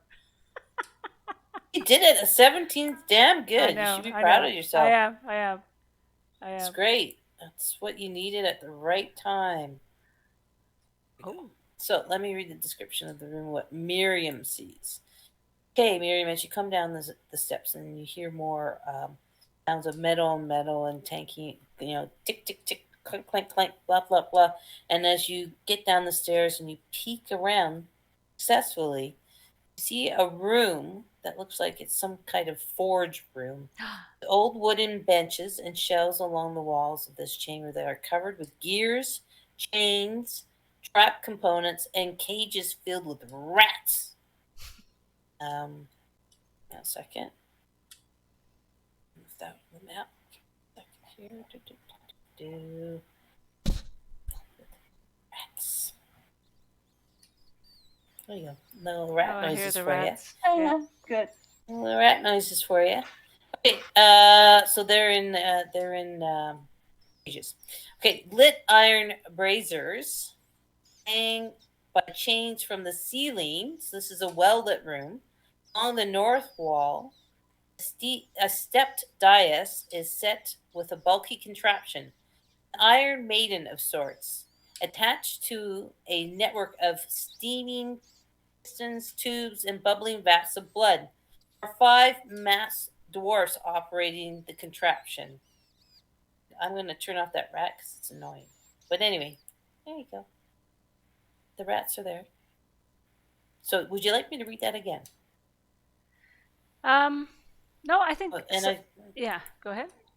and to be quite honest, I need to move my tokens because they're all working this contraption. Okay, so they're all over there. They're all over there as per the description. All right. You can So see this little thing is like this is the Iron Maiden kind of manufacturing huge iron machine type thing that they're all working. Okay. So I just kind of go a couple more steps up here, and I just kind of motion these guys to come down. Oh, lovely. Are they the And- same masks that we're wearing? Yeah, are they the same masks we're wearing? No, yours are like black velvet with feathers. You have the laughing demon mask, I Ah. see. not the same mask. So I motion everybody down, and I whisper and I say, "Here's what's going on, guys. There's 5. What are they called again? They're dwarfs. Dwarves. 5 dwarves. Us dwarfs operating that contraption. Operating some kind of contraption on the left side. But it's definitely a workshop. There's blood. There's there's change. There's I don't know. I'm just a Goliath. I don't know these things, but it definitely looks like some kind of workshop thingy. But they have a bunch of rats as well. So if you hate rats, I don't know. I don't know. I don't know what it. I mean, other than the fact that it would give Laszlo a good working space. I don't see any advantage going down. Now, did I see if there was any other doors leading from that? There's a door right to the south. There's a door, and so but there is another door to the south. We could try to sneak by them, and maybe I don't know. Maybe wearing the mask means they won't see us.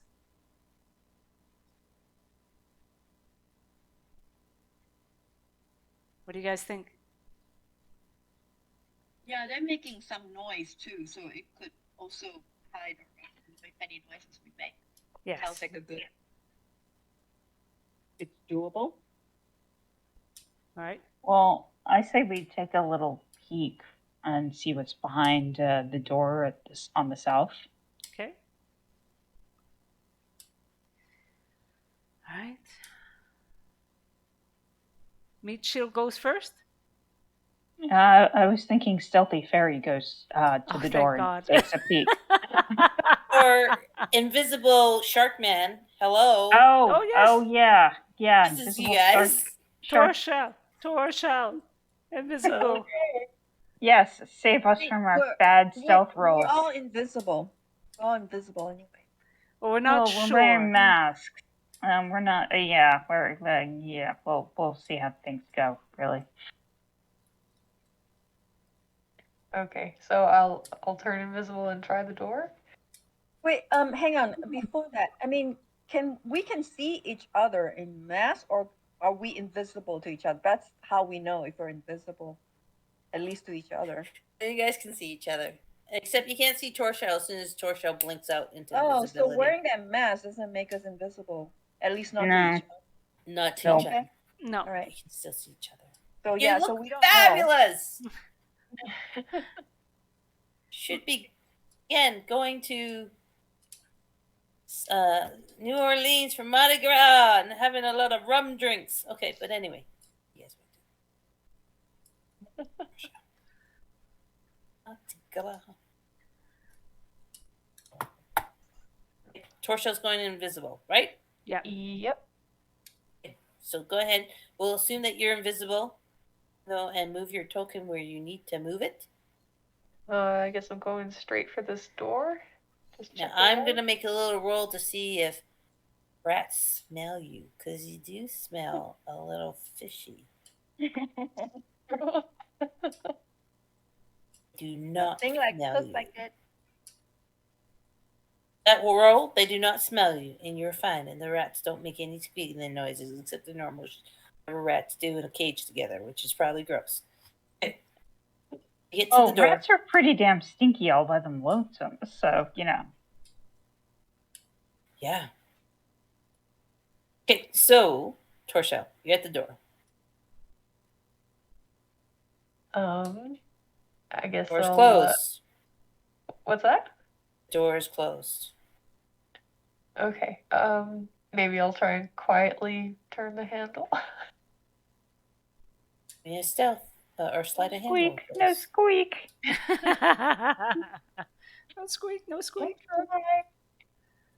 So stealth check. Yes. Come on. Oh. It squeaks. It squeaks. But that same exact moment, the dwarfs are working and making all the noises of the machinery, blah blah. And at that exact moment, there's a huge, high-pitched whine coming from the iron machine. Nice. Out from it comes a weird fucking thing. Giant metal kind of contraption-y kind of thing. Oh shit. It's huge. Let me try and get it up here so you can see it. So the squeak of your door doesn't alert them because this thing just erupts out of that metal thing. And that metal iron maiden. Yay, they made a death knight. Why not? There it goes! They just gave birth to this thing and it kind of clonking out and it's large and it's metal. It's magical and it comes clunking out and all the dwarves are like, kind of bowing, scraping down to it. We have made life. Made life. That's it. They have made life. So Torshal, even though you made the squeaky thing, you turn the handle, but all attention were on this thing popping out. What's behind the door? Yeah, can I open the door or? How do you want to open the door? Want to open it all the way? Do you want to open the crack? Maybe just to peek in at first. Do you want to quickly open it and get through it and close it? There's a lot of different things that can happen depending on how you open this goddamn door. I know, right? Who would have thought? True. Choices, choices. Because you don't know what's on the other side. Yeah, I'd like to see what's on the other side first. Who's on the other side? Monty, I'll take door number 1. Hey, so if you're opening a crack to peek out to see who's on the other side, or are you just going to open it and go through it? It's a totally another thing. And that would be very easy for you to do since the dwarves' attention are on their creation, Frankenfurter thing. That's true. Maybe I'll make a decision once I see what's on the other side. So you're going to open it a crack and look first. Yeah. Roll me a perception as you open it a crack and you look. Alrighty.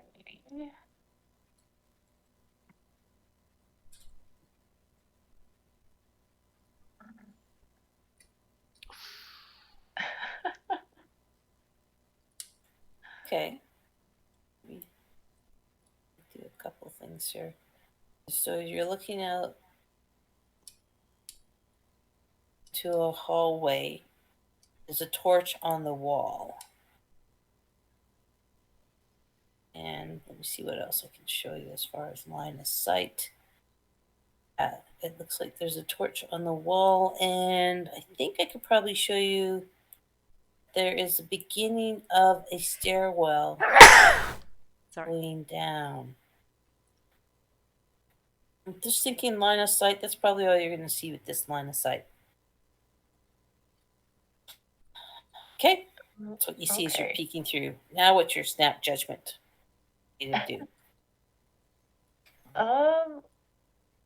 Well, I'd like to go through, but I also don't want to abandon my friends.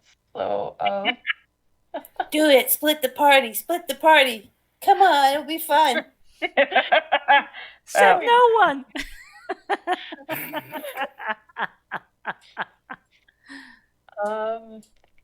I think I would let them know before I go through. So yeah, maybe I would kind of sneak back and be like, there is a stairwell on the other side of that door. Shall we try and go through it?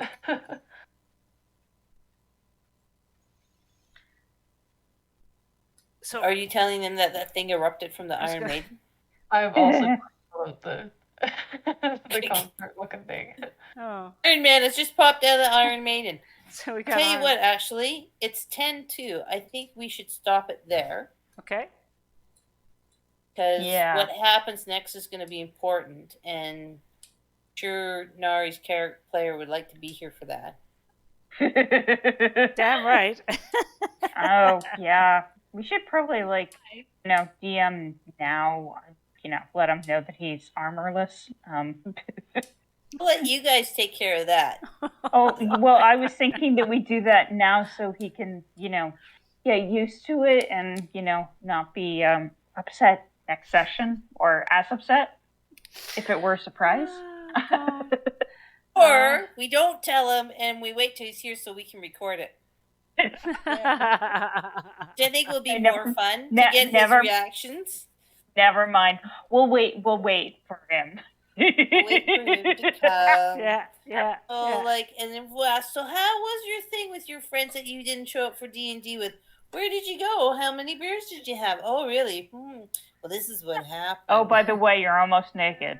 That's it. That's it. And you have no weapon. That's it. Good enough for Laszlo and Monette. It's good enough for you. Right, so we will end it there. And so just to let you guys know, we do it every fourth Saturday. So that means October 22nd will be our next session. Sounds good. And just to give you even more advance notice so you guys can keep it in your schedule, that means November 26th, which fortuitously is the week after our RPG Alliance Con. So that's going to be a good month of gaming.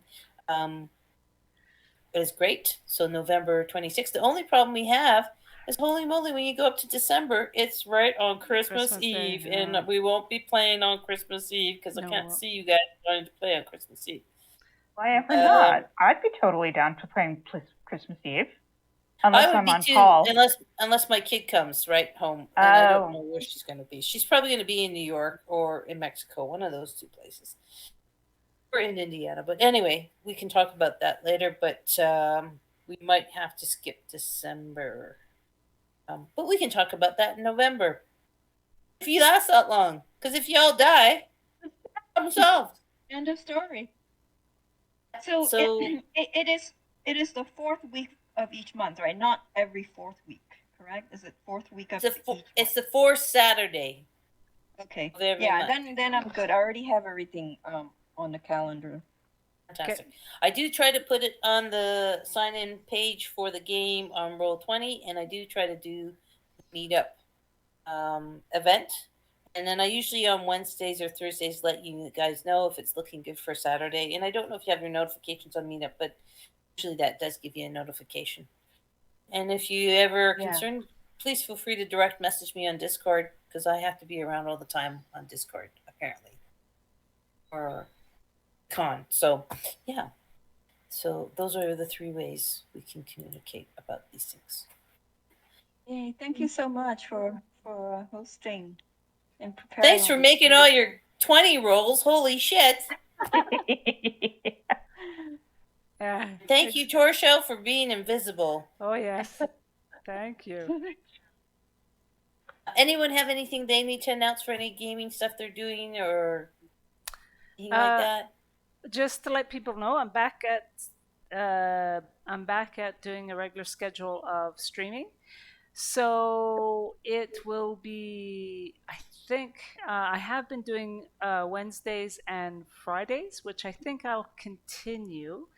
And definitely going to go back to trying to finish up Vampire, which I've been working on for the past, for about 5 or 6 months.